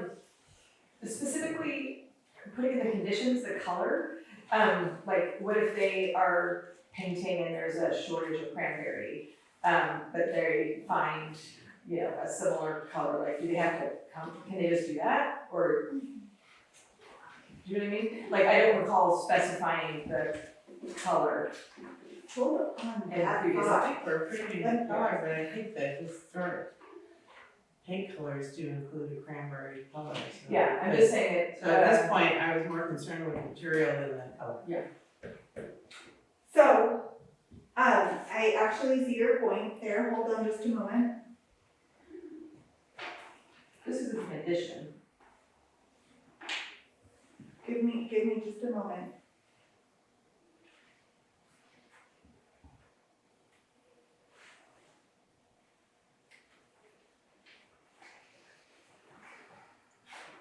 Okay. Staff could say that this was on the spot thinking, considering the exterior colors policy, is that if this building was built and they wanted to change the color to any color that's within the exterior paint color schematics, that's the right word, for no more than 2 colors. I'm trying to talk my way into interpreting these regulations, so. And you know what, don't worry about it. We Well- have it as a recommendation as to matching the existing, and I'm fine with that. I just, I'm not used to specifying the paint color in the conditions, So I did that. I'm fine with it. Yes, that's a great point, and I did that because, the previous MHRV, permit for the water tower, I just kind of made it look all consistent. Yeah, But what I could do, staff would be willing to make a couple of revisions, like adding the sentence, or colors consistent from the exterior paint, correct, approved exterior paint collection. Right, I could do, I it's could not, add it's not a those. line in a die on, but I think that would give the applicant more flexibility. It does. Potentially, but. It does, and I'm wondering why I did not think about that. So thank you for that, and we're just gonna add a note, because that's not a motion or a recommendation. Yeah. But if that was going to be something, I believe it would be items, conditions number 7. Yeah. A. 8. And 10. Where it is specific about cranberry, each one of those could have, and I will read this back if it's something the board wants to consider, could have verbiage that says, or colors consistent with the exterior paint policy. Okay, That's I fine. don't remember how it is, but yeah. So, Deidre brought up the issue of the windows. Are there any other questions of enrollment before we hear from the applicant? Did they want to say anything? Okay, thank you so much. Does the applicant want to add anything to the discussion? Now's your chance if you'd like.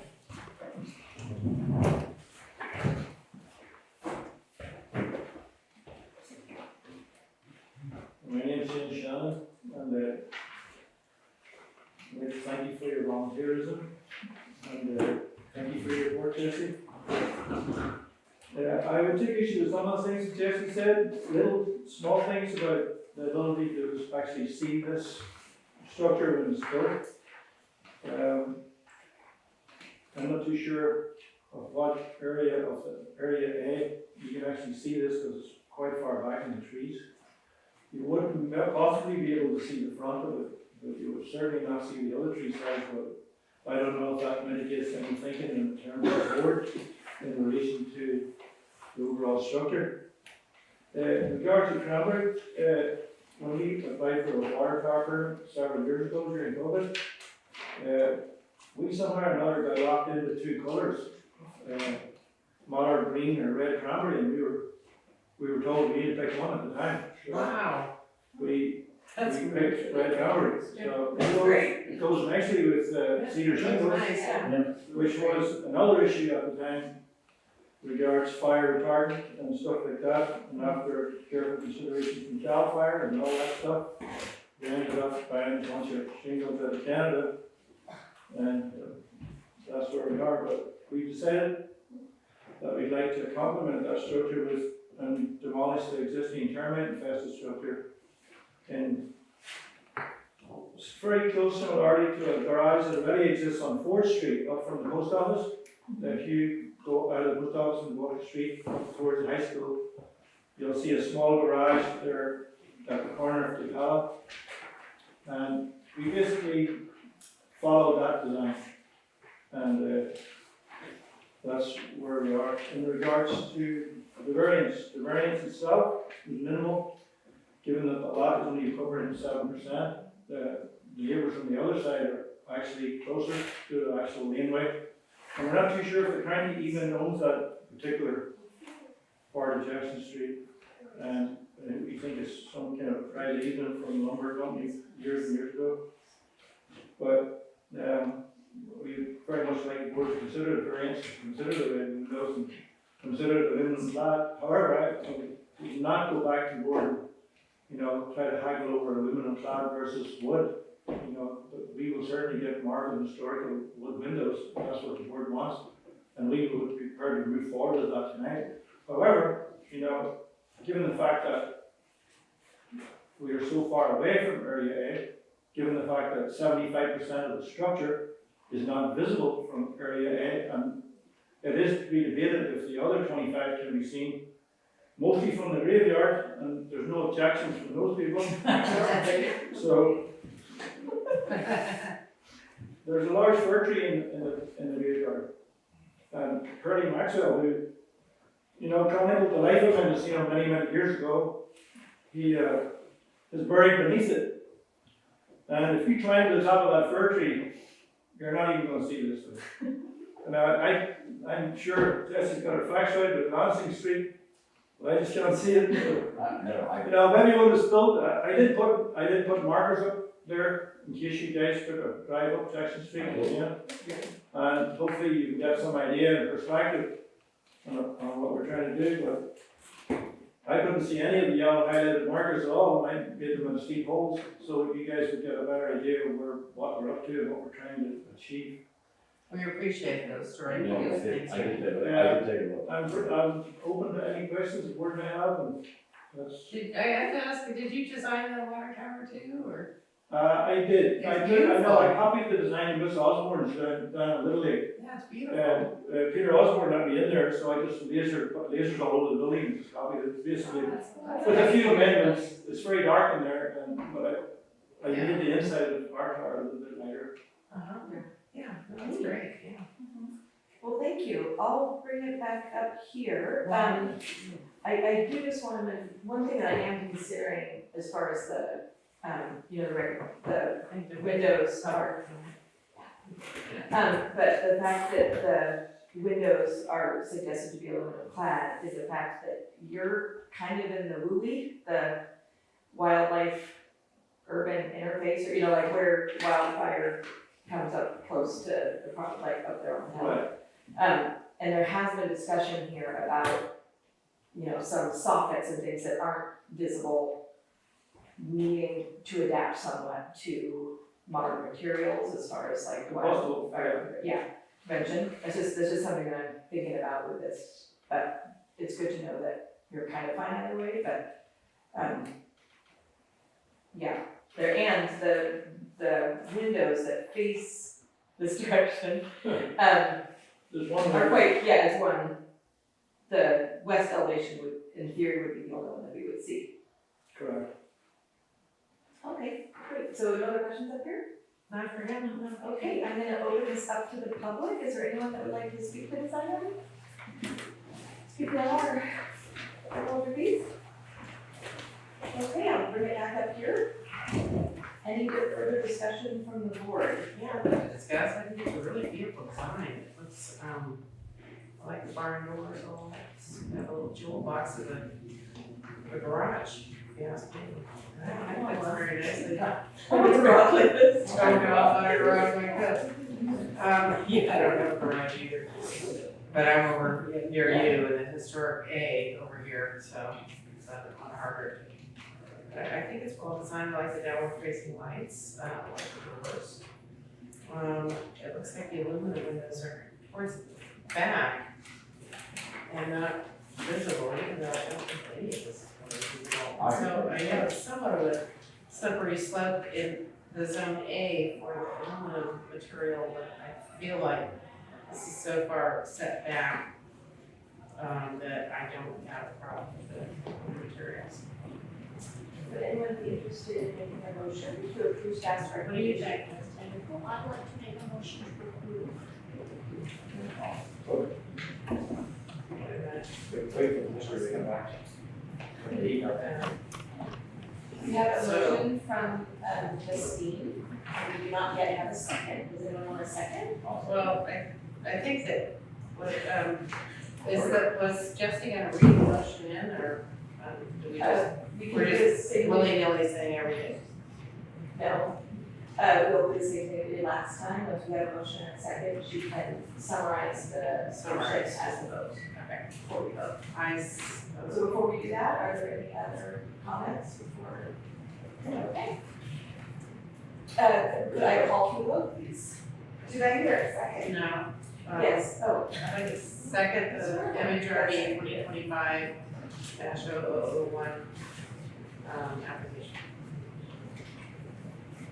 Okay, so, just to clarify, the motion on the board is to approve per the staff report with no cranberry, No change. with cranberry, with yes, no with changes. no changes. No change. Okay, for the record, we have a motion on the table to approve the NHRB _2025 0001 request to demolish an existing garage and rebuild a new garage in a different location on the parcel. And per the staff report that's been presented to you today. And I will do a roll call vote, so Alan Sanders, Yes. Aye. Holly Madrigal, Yes. and Deirdre Lamb, Aye. and Justine Herbert, right? And that's a unanimous approval for staff report. So you'll have our, an action letter sent out to you tomorrow, and then your permit is, appealable for the next 10 days. And then on the 11th day, you'll receive your permit. Thank you. Yes. Congratulations. Thank you. So I do want to get back to the trash cans, but I'll put that after this next item. Yes. So I'll address that after, this one, which is, item number 11, management staff.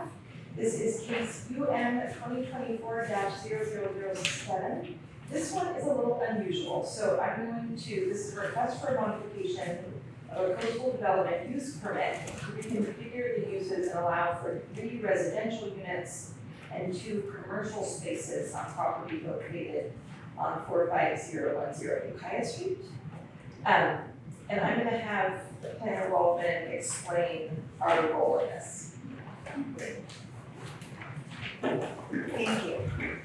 The first and foremost that I'm going to do is I'm gonna pass around the site plan. And if you can pass it around, and when we get done to when it gets down to Holly, I'm gonna put it up on the wall. Thank you.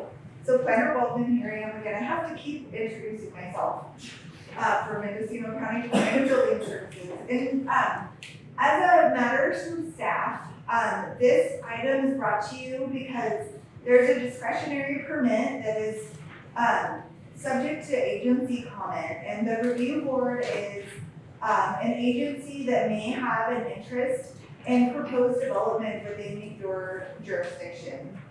And so there is a project, it's a modification to a past use permit. And so the request specifically is to modify coastal development use permit number 4-98. That's a use permit that was applied for in 1998. And it's to reconfigure uses and allow for 3 residential units and 2 commercial spaces. Thank you, Holly. Saving tactics to this side. So, I will talk about this. Very. So, the project to you guys as the review board is the application is required for your input.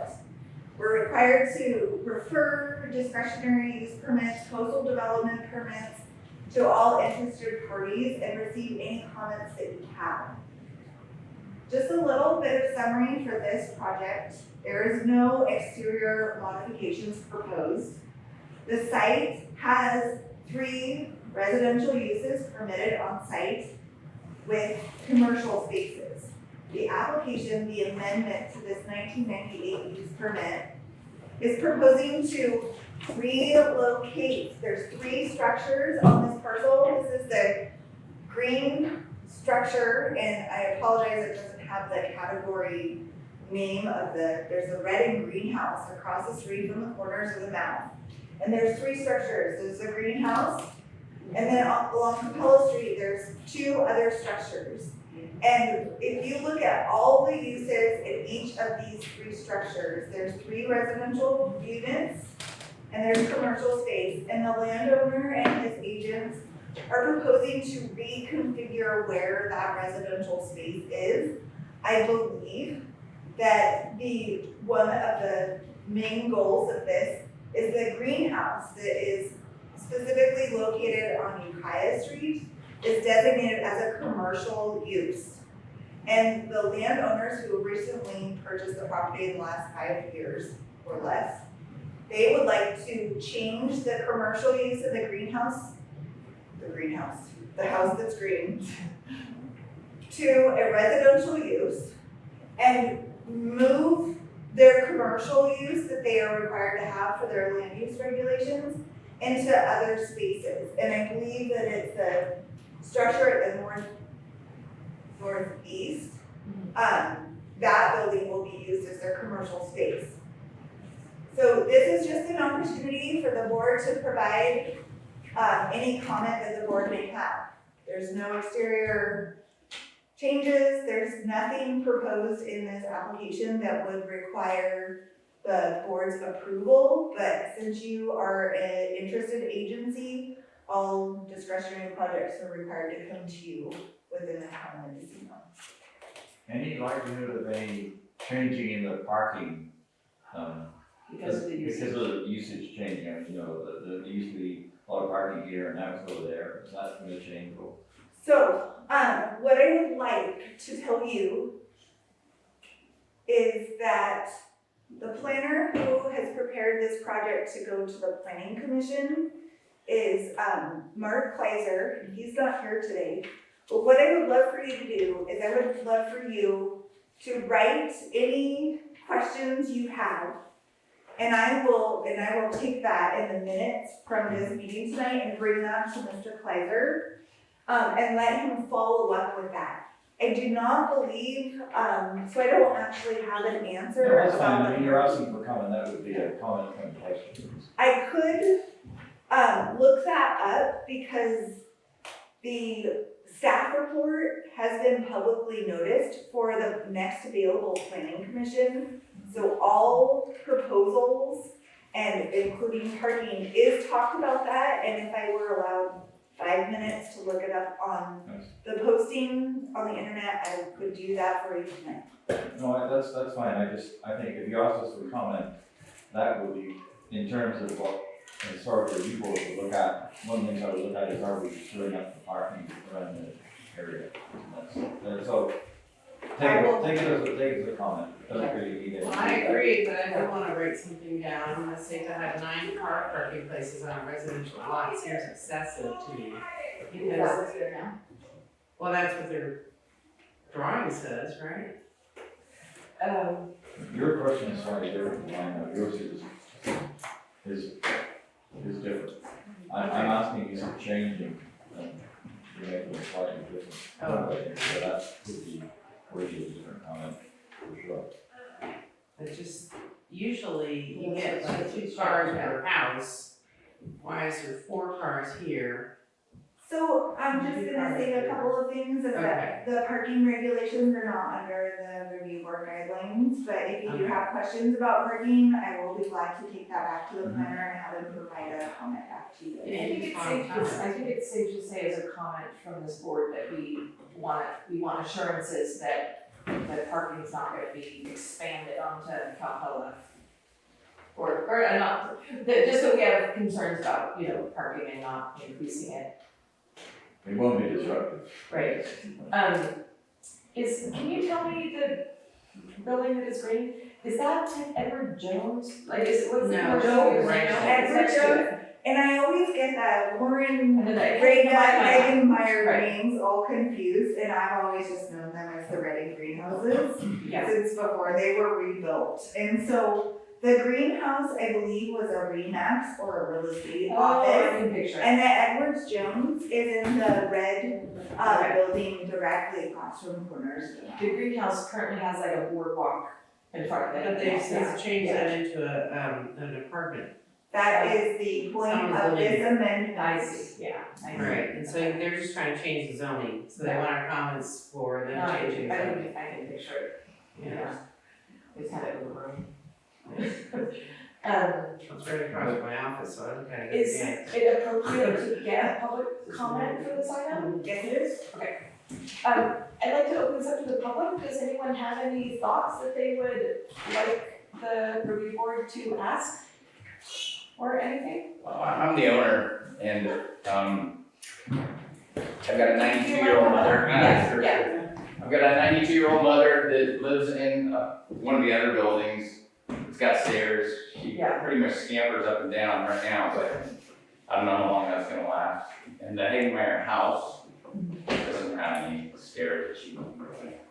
Wonderful. And tell me your name again? I'm Tom Colton. Okay, Tom, thank you so much for coming down. Yeah, and as regarding parking, you know, the house doesn't need that much parking, but if we need to keep parking, we're open to doing whatever, you know. Yeah, I think it's pretty much on-street parking for the Right, right. there's the dedicated for your parcel. Right, especially if it's residential. Yeah. So. Yeah, right now, That's the only comment I have. yeah, right now, the place is being used for storage, you know, I guess it's a commercial use, but I don't know if you've tried to rent a commercial place out lately, but Yeah. there's not a whole lot of demand, so. I do have a question for planning, Thanks so much. Jesse. Mm-hmm. Okay, so I'm just curious, because, I know there's, lots right next to it. I'm just curious, is there changing this lot to residential? Does that make any change possible for the lots next to it? Next to it, there's a house and a couple houses. Next to that is a vacant lot, which will eventually have a house that, Deborah Lennox is going to be designing, as I understand. And I'm just wondering if that's gonna change the use for that block. If your question is, does a project on one site affect what another Yes. project is doing? Right. For this site, no, Okay. because there is no request to connect or link the two sites together. Okay. Because, So we can't apply something that we don't know about yet, and so no. well, no, I'm in real estate, so I get people come in and I print out the zoning maps. I actually have them in color and I have them laminated. I go, okay, this is a zone. So this potentially is gonna be going to, the town plan and all that, right? To change the zoning or? So to be specific, the project is not to rezone the parcel. It is Okay, specifically to locate and indicate where a residential use is on the site. okay, There are 3 sites on the sites that are residential, 3 residential sites that they're called out specifically in the original use permit. That 2 units will be in this building, 1 will be in this building, and this building will be for commercial. okay. To change where the commercial offices are They allowed, change their you zoning. just have to change the use permit. It's not a rezoning at all. Oh, okay, It's just a clear record of where commercial space is used in a building versus where residential space is used in a building. okay. So thank you not for a the rezone. clarification, I understand now. Yeah, it doesn't impact the. All right, thank you. The properties. Okay, so I don't think we have, so I think these are our comments. Yeah, that's it. So just Is there more that you need from us? I want to, I wish I would. You wanna make it harder than it is. Do you want a pen and paper? No, I'm double checking because, I didn't know that we had the owner, here, but if anybody else is interested in this, there is the planning commission meeting schedule, and of course, it's not gonna come up very easy. this project is on the public, agenda noticing for the planning commission specifically. And that's where it will have any requirements about the parking. And it must not be Why don't you just send it to us tomorrow? It's It's not posted Later. yet, but it's posted on the site on Albion Street. There's a specific planning commission date that's already scheduled. And it has the complete proposal of all of the changes. And any comments should actually go to the planning commission services, in case you're interested in that. And they did post it Thank you. on site. Great, thank you. Okay, now I am going to move to the trash can discussion. What I'd like to do is to take feedback and comments. We also received some late-breaking, new information about, the county's recommendation. And so I'd like to have a conversation and discuss it, and then continue the item to our next agenda meeting, for additional input potentially.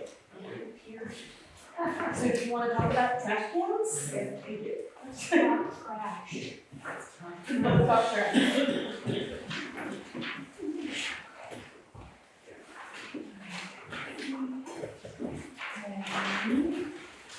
So just a couple things about, item BA. Yes, DOT, I'm almost there. I apologize. And swab trash receptacles.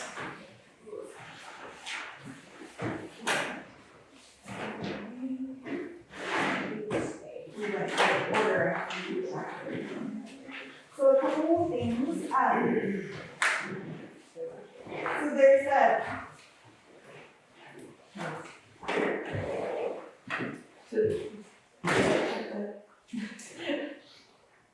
Are you making a presentation? Drink water. She has to run around a lot today. I know, I'm busy. thank you for letting me move and for being patient with me while I keep track of all the moving parts this evening. Yeah. Planner Walden, Mendocino County Plan and Building Services. So thank you for, allowing the opportunity to present the minor alterations request for trash receptacles on an already approved NHRD permit, 2015, number 9. The Mendocino Solids Waste, Solid Waste Authority, I believe is what it is. Management, yeah. Management Authority, previously obtained an MHRB permit that allowed the replacement of a specific type of gas trash receptacle in the town of Mendocino with the option to increase an additional 20. So 2015-09 MHRB permit approved 40 trash receptacles within the Mendocino town. And recently in January, the Department of Transportation proposed a request to change the trash cans. And as been presented to you in the hearing packet, and as we saw today, some of the trash receptacles that were approved, about 26 of them, I believe, have been installed. And they, some of them really need help, and some of them are doing just fine. The Department of Transportation presented 3 options, and that was in the original staff report. And on the 25th of February, they submitted a request with clarification, and I would like to read that for the record. They also submitted a second public record today. Their first comment was, we wanted to provide a few additional details about the Department of Transportation's preferences for trash cans, for trash can replacement options. The following are the options in order of preference. So they gave 3 options. I labeled them option 1, 2, and 3. And they came back and said, we recommend option 3, the big belly elements, as their first option. Option 2 is their second, and option 1 as their least favorite. They did say that they would like to request the board to approve option 3 and 2 to allow for some flexibility of implementation of the trash cans. And then today, the Department of Transportation provided comment that their first option 3, the big belly, that picture that's represented in the original hearing packet has been discontinued. The trash manufacturer company has told them that, so in the second public notice, there's 2 pictures. And there is a picture on the left with aluminum or chrome handle. And the trash manufacturer no longer makes those. And so instead of a over the hand pull down to open, it's a under the lever pull open trash style. And so they wanted, just for the record, to let the board know that they would like option 2 and 3 to allow flexibility for their replacements. And that also, option 3 will not have a aluminum bar handle. And the last thing that I wanted to add about this project, as I've been talking to the Department of Transportation staff, is that any feedback that you can give to the Department of Transportation, the better. They are not in a hurry. They would probably like to start ordering trash cans before the summer kicks in, but options 2 and 3, they would like both of those types. Black is their preferred color, and any feedback that you have is really important to them, and if you did request their attendance at the board hearing, they would have to just make arrangements to get them from Ukiah to a Monday evening. So continuance is completely acceptable, but important to give them feedback from the board if you have any. Thank you. Thanks, I'm gonna bring it back up here. Do you guys have some thoughts and or questions? I sure do. Yeah. So I really sat with this since I got the initial application, and at first I was like, wow, okay, well, maybe this aluminum handle one, that might be the easiest. I feel like, yeah, they're trying to work it out with the raccoons, but in the wintertime, there aren't any raccoons really. And I'm not having it, well, not really, I mean, I feel like, because I monitor the can, which is why I brought that up, public expression. The cans outside my, for a while we had a problem with some of the apartments upstairs across the street that people were there part-time and bringing over their trash and putting it in there. And we resolved that with Richard Green, who was the owner, where he ended up getting trash bins. So I was working with Ed Williams on this when we had some issues with people putting their personal trash in the cans. But I've just been sitting with this, and my first glance, I was like, well, maybe the aluminum ones. To be honest, okay, the first option is really a no-go. It's like a bear trap, and they have one over at the bathrooms north of town. But then the more I look at this, not only do I feel like they're ugly, but number 2, the slot isn't very big. So you've got campers that are gonna be trying to shove their things in. It's not gonna fit. They're gonna put the bags next to it. And number 3, let's face it, especially after the COVID pandemic, I'm sort of a germaphobe. That's You why I know, have a foot paddle. And everybody has a dog. Well, how long is that foot pedal gonna last though? You know what I mean? Yeah. We have 3 million people coming through Mendocino every year. 3 million. And you think about all of them grabbing the handle or this, or even trying to step on that, and then if there's a problem with the foot pedal being too many times, I mean, who's gonna come fix it?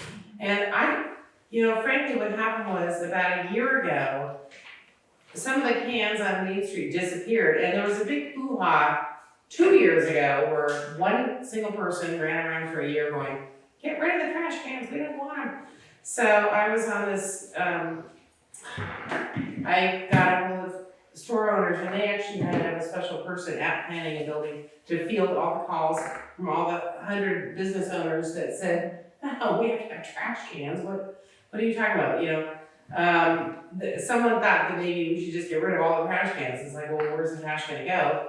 And I feel like, okay, so when they disappeared last year, a couple of them disappeared and I texted Ted, I'm like, hey, what happened to the trash cans? Oh, we're painting them. And so they just did a really nice job. And they can bring them in and paint them, which they did. There's a couple that are missing the top discs. I don't know if people take them or what. But I feel like it's just maintaining these cans that we have here. I feel like they're kind of an elegant design. And if you're walking your dog, you just toss your thing in there. You don't have to worry about yanking on a handle or pushing a pedal. And to me, I'm coming back to liking the cans that we have and maybe putting the money, and the first thing I did, actually, when I looked at this, was try and figure out, okay, 20 cans at $1,500 each, which is what these are, that's $33,000 on trash cans. That's a lot of maintenance, you know what I mean? That money, a little bit of that could be used to just every year, just paint them all, and during the summertime, instead of getting rid of these cans, increase the pickups, you know, so. So, I have a question. What's driving this? Why did they want to do this? Thank you. Um, Who thought this up? I have Yeah, who thought this up? I have a question in the comments. Yeah, what is this? So why is this even coming up? I mean, is there a big trash problem in the town? Yes, Chris. And is this gonna make it better? okay, so I hear multiple questions on the floor, and this is, So, what's driving this? So why are we doing this? okay, there is a permit from 2015 that approved a specific type of trash can Yes. under the board's preview. Mhm. The Department of Transportation has funding that they, and because of multiple factors, funding that they are able to replace the trash cans that are in the town of Mendocino. And so first, there's the approved parts. Some of them need replacing, some of them don't. That's one part of it. There has been a huge complaint submitted to the Board of Supervisors, to somebody that it got to the Department of Transportation, that these trash cans are not sufficient and that there is trash getting pulled out of the trash cans, whether by human or fauna, which is animals. So some kind of wild animal and or humans are pulling trash out of the trash cans and it getting sprayed all over the around about area of the trash cans. And then there's also the type of trash that has been going in has been more residential trash rather than tourist trash. Hard to say if they're So campers that is using being solved by a different type of trash can. What's that? the pulling out of the trash. No, the people putting residential trash in is not going to get solved by that. No, it is not, but the pulling the Pulling trash out. is. And there is the number of times that the waste management will come and do trash pickup, but there's the days, like, some trash comes, I don't know what the trash schedule is for the town of Mendocino, but it's not every day. And so adopting a can is an option, that is not under your purview or with planning and building services, but that's good to be aware of for community involvement. But the reason that we're here today is that there's been complaints about trash being pulled out of the trash cans left on grounds, and that the trash cans are not able to contain the trash, and some are in repair. And the Department of Transportation is working on funding and granting that is going to allow them to purchase different types of trash cans, whatever you guys to propose. The 3 that they have proposed to you guys are within their budget, and they have been directed from the Board of Supervisors, but I don't know all of how it got to the Board of Supervisors, to DOT, but DOT is working on rectifying a solution to complaints. So I'm worried about unintended consequences with this, because I understand the problem with animals. I put plenty of cords over my trash can all the time. This is why. So I understand that problem, but I'm thinking about people. having to operate these. I'm just concerned we're gonna get rid of the animal problem, which is a problem we've gotta get rid of, and what's gonna happen is human beings come by and they're finding these too difficult to use and just dump trash on the I floor. agree, these look That's difficult. my concern. Exactly, I My agree. understanding is that there is a not insignificant difference between something that's animal proof and not human proof, that is a challenge that state parks have, you know, having The that bears balance get of smarter all the design. time, they're, humans kind of keep up. I just wanna add in, and again, we're gonna take feedback today, and then hopefully we'll bring it back at our next meeting. I have experienced just in my neighborhood, the animals, the fauna pulling out, and unfortunately, I see it all year round. I see it in the winter, in the summer, like, there's certainly more Why is trash. the bungee cords?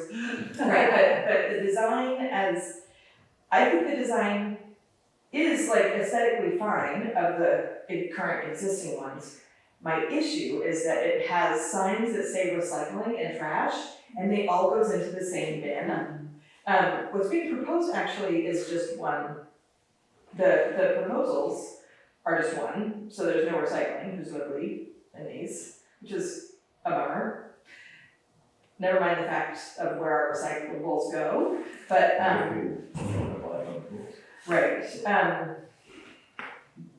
but so my questions are, what's gonna happen with the existing ones? Are we just gonna have additional more, like some of them will be the animal proof ones and some won't for a while? Or I'm curious what's gonna happen to the existing trash cans, cause yeah, they're useful. I know that the one that was down by the jam shop was moved from the corner because what they were finding was that residential people were driving down the alley and putting their residential trash that would just like overflow all over that, so they brought it in, like, I don't know, 20 feet from the corner, which my understanding is that has helped. The existing Yeah, ones. that's the thing, is can we move them around? That's Yeah.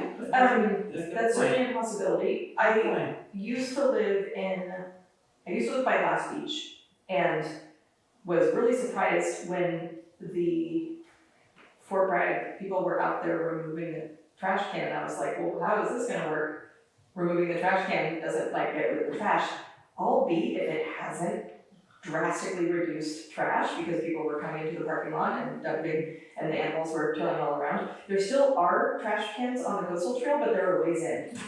Like you have to walk, you know, if you're walking your dog, you can use them. I found that surprising, and I'm not suggesting we get rid of trash cans, but I think wasn't there one at the entrance, like by Portuguese Beach, I think they took that one away, and it's actually helped because it just makes it so there's not that easy,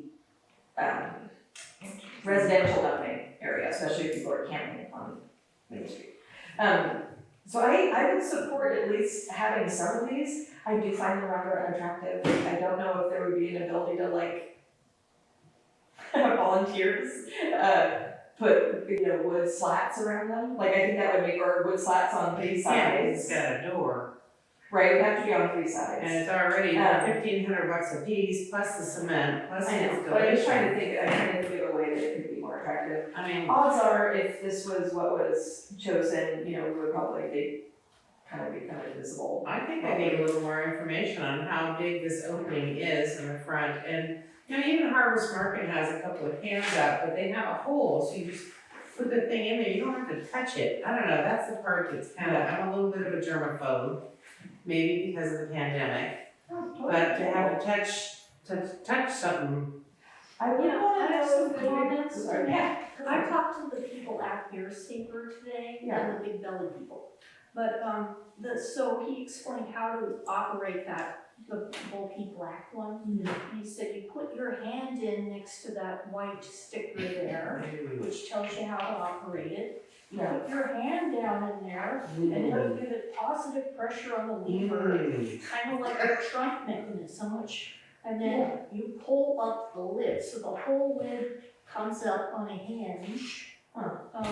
And then you can, on the black one, you can put a 13-gallon trash bag in there in the top. It's that big. It's challenging to open those, it really So is. the dimensions of the door are 12.5 inches by 16. So Okay. that's a good size Yeah, to that's a put good size. household trash, okay? And then the second one is this taller skinnier one that's blue here, but there's a selection of colors. So that has a chute opening, you can see at the top, and he says you couldn't put a 15-gallon trash bag inside, and that's 12 and a half by 6. So that's a lot dinkier.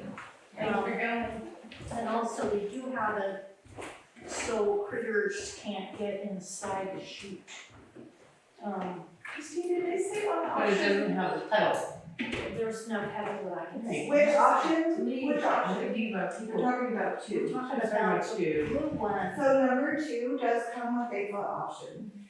A foot option? Oh, good. If that is, if above at the top of that page, Christine, if that says option 2, that does come with a foot lever action, Oh, as well as the big belly, which is option number 3. Okay, okay, yeah, I think the bear saver for sure is out. so I'm just kind of saying what the info you told me. Did they say that option number 3, is that one animal, whatever as well? Because the new revised version Okay. doesn't look especially animal proof. What's, are you talking about the Yeah. Yeah, Did they that is, let me look here. Right here. I say that's the point for those ones. Generation.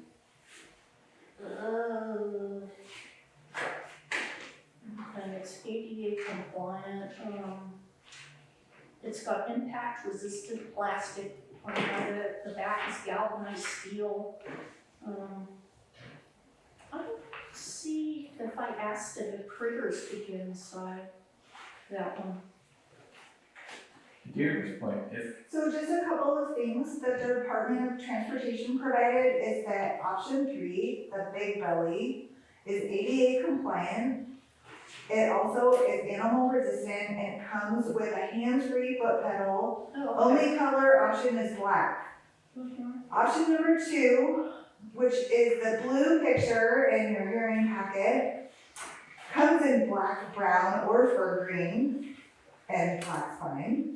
And it is ADA requirement, or ADA compliant, it's animal resistant, and it also comes hands-free foot pedal action. Option number 1, which is the one you have to stick your hand in to pull up a lever to open the door. Option number 1, that one is animal resistant and comes in optional colors, does not come with a foot pedal option. And that's the least favorite of the DOT. Yes, it is. So we could say we completely want to scratch option number 1. Option Yeah. number 2, both allow the hands-free, so dog on leash, bag of trash, Number 3. foot action, Yeah. foot Yeah, see, I like these action. pictures with the little foot pedal that has a foot on it. And with the picture of the guy throwing the trash in there. Yeah. I think that's important because they look like mailboxes to me. Yeah, That's part of the problem, you know? I mean, I think this option with no sticker on it, So this just, could be a mailbox. so just to be also be very specific, is that the big belly, option number 3, which is, The new updated which is version. the one that Justine has printed these big pictures of, just to be, specific. That one was, there was one that had, questionable material. Hold on. Questionable material. It was one of them that was like plastic. I think that the one that was more expensive I was the think one, it is the big belly, option number 3. was plastic? Yeah, it has high impact plastic around the Yes. side and the top, that's what that is. So the panels, so the structure itself is supposed to be made out of steel, but the Right. hardened plastic is the panels. But then it also, even though I'm not recommending this for the review board, it does support custom graphic wraps. But that was interesting, that I felt that it was important that option number 3 is not metal. Whereas option number 2 and 1 are fully metal. So option number 2 and option number 3 We have different materials, they can both be black, they all have ADA compliance, they all have foot lever actions. And to summarize, so that we're not repeating everybody's points, what about recycling versus trash? What happens to the existing trash cans? The idea of less trash cans may reduce the amount of residential waste. Right. Touchless, which the option 2 and 3 are, and then what are the size of the openings? So, those are 5 questions or comments that I would like to take back to DOT. Okay. And the continuance today, I have that date of April 4th, whenever you guys wanna talk about that. So I can I wanna add, start. can I add number 6? Sure. Who maintains The Department of Transportation. when the peddler rates? DOT would maintain the trash cans, that would be probably the member of the public calling somebody to say, hey, this is broken. They also maintain the current trash cans, so that's just a, Yeah. So who does, ideally, I believe it is DOT. Yeah. can I strike the one about no trash cans? I just want you to be aware that that's what they do. I'm not suggesting that in any way, so I want to strike And that. I will say for the record, Can you pause? yes. You pause. So Chair Magical, Yes, what I wrote down is only a comment about less cans available may reduce residential waste. that is not a comment for me, so No. I don't want to have that. So, I won't take it to them, but I did tell her that when she wants to listen to the minutes, it's available, Yes, but thank she's you. welcome to, but I want to clarify that I am not suggesting that, Okay, just that has been made. okay, before you, I need to write down the last thing about who's the maintainer. Maintainer of cans, Age. DOT. Okay, Deirdre. Okay, so I will say, I was on the board when we approved the existing trash cans. And at the time, Rotary Park, right around then, was proposing all of their changes for Rotary Park, which is south of Mendocino Cafe.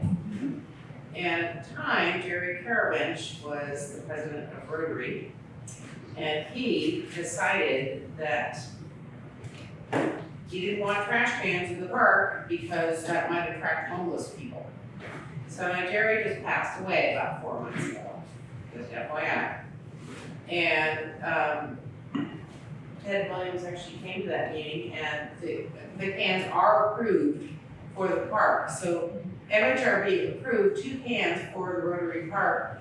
I think it's a good idea. I think people picnic there. I think because they have the farmer's market there, that people, and sometimes a food truck, they set up picnic tables, people bring their kids there to play, that I just wanna make a comment that if they didn't wanna add those, that I would be, So potentially, we already approved the funding for it. potentially in theory, you could take 2 cans from that are being replaced by example. That's true too, but we can approve those. No, Nope. That are all there. why? There is an NHRB permit and, use our discretionary permits for specific to the Rotary Park. So the trash cans that are approved, I do not believe are part of the NHRB permit 1509.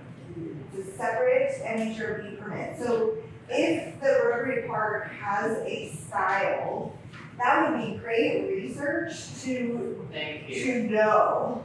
Because I always thought that park ought to have a can or two, you know, But, I so mean, that if- park. So if I may finish my statement. Okay. Okay, if the Rotary Park NHRB permit has a specific trash can that's approved, that is not a part of the DOT waste management NHRB permit. So that site and its approved trash cans are very different than the ones that we are discussing today. So I think the connection about the institutional knowledge about town and Mendocino is really important. So I will take that back to DOT for further investigation. Perhaps ask Rotary now, hey, would you put the cans there in your park? Yeah, there's not, on the map, like, there's. That is no not ones what that it are currently state for the record. I heard you state, Deirdre, that the Rotary Park has 2 cans approved We approve. under a different permit than this. Yes, under the Rotary Park permit. Yeah, okay, But it was approved by the Department of Transportation to pay for the pickup. And Yes. currently there's no red dots in the park. that's correct. There's no current, No, they opted not to. Terry didn't want trash cans. And that site plan, I was not able, for the record, to locate where the 40 approved trash It's a receptacles. lot. And there's only 26, I think. We don't need any more trash cans, we really don't. If I may, Deirdre, could I please finish? Yeah, go ahead. Thank you. So we don't have a site plan of the approved NHRB 2015 permit to show where all 40 can locations are. We only have a site plan of where the existing 26 or 28 cans are as of today. Thank you. okay, so we are going to continue this. You took feedback and then we're gonna continue this to our next meeting where we'll talk about it again.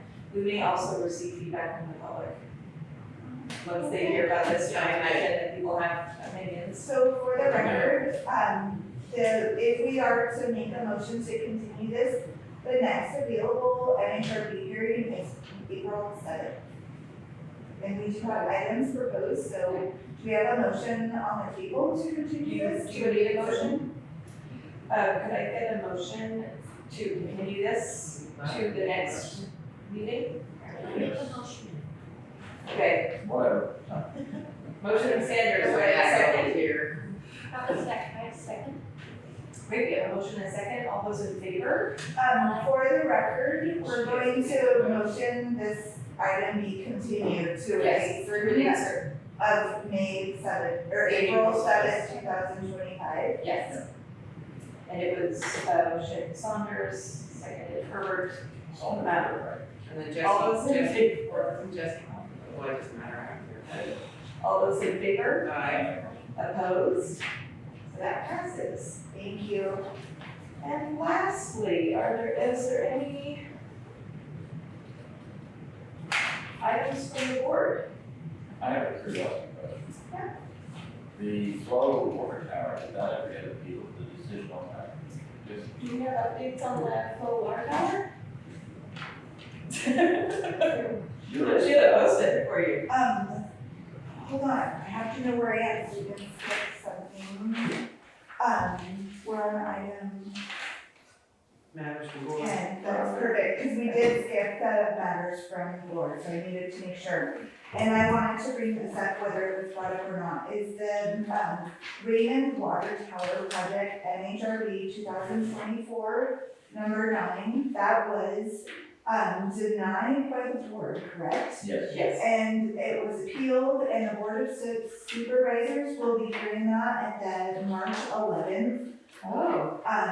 So They that's haven't coming up. decided yet. I believe it is not tomorrow, but it is next Tuesday, I believe, is the March 11th Board of Supervisors. So that will be really interesting for you guys to, know. The staff is not required to bring information about the appeal to the board, but I knew that that was an item that you guys would be interested in. Well, they hired a big time lawyer from Ukiah, so. And then, Just anecdotally, my understanding is that maybe Ted watched that meeting. I mean, I don't think I reached out to him, but I believe he was aware of our reasoning, the board's reasoning, like, I think he watched the meeting, Yeah. so hopefully he'll understand where we were coming from. Okay, so if people do wanna write letters, then they would write them to the board of supervisors?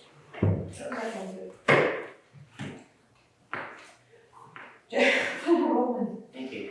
Is that it? No, she has more. She's going, wait, there's more. I also wanted,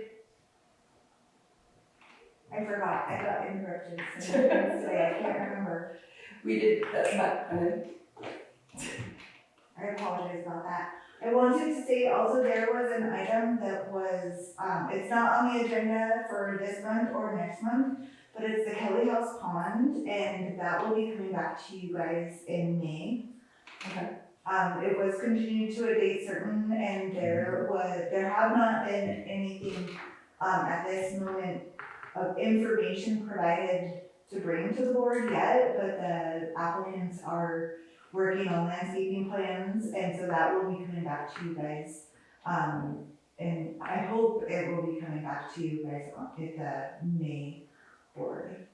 Okay. And then I have one other thing before we close. I just really wanna say thank you for allowing me to be the lone planner. Thank you, you really worked your tail off today. And so today also, we started having site visits a little bit earlier. And the reason why is because with one staff who has to present all these different projects and keep track of everything, it's really important for staff to have, an afternoon break. And so today we only had 2 site visits and they were only 30 minutes total. That was really great.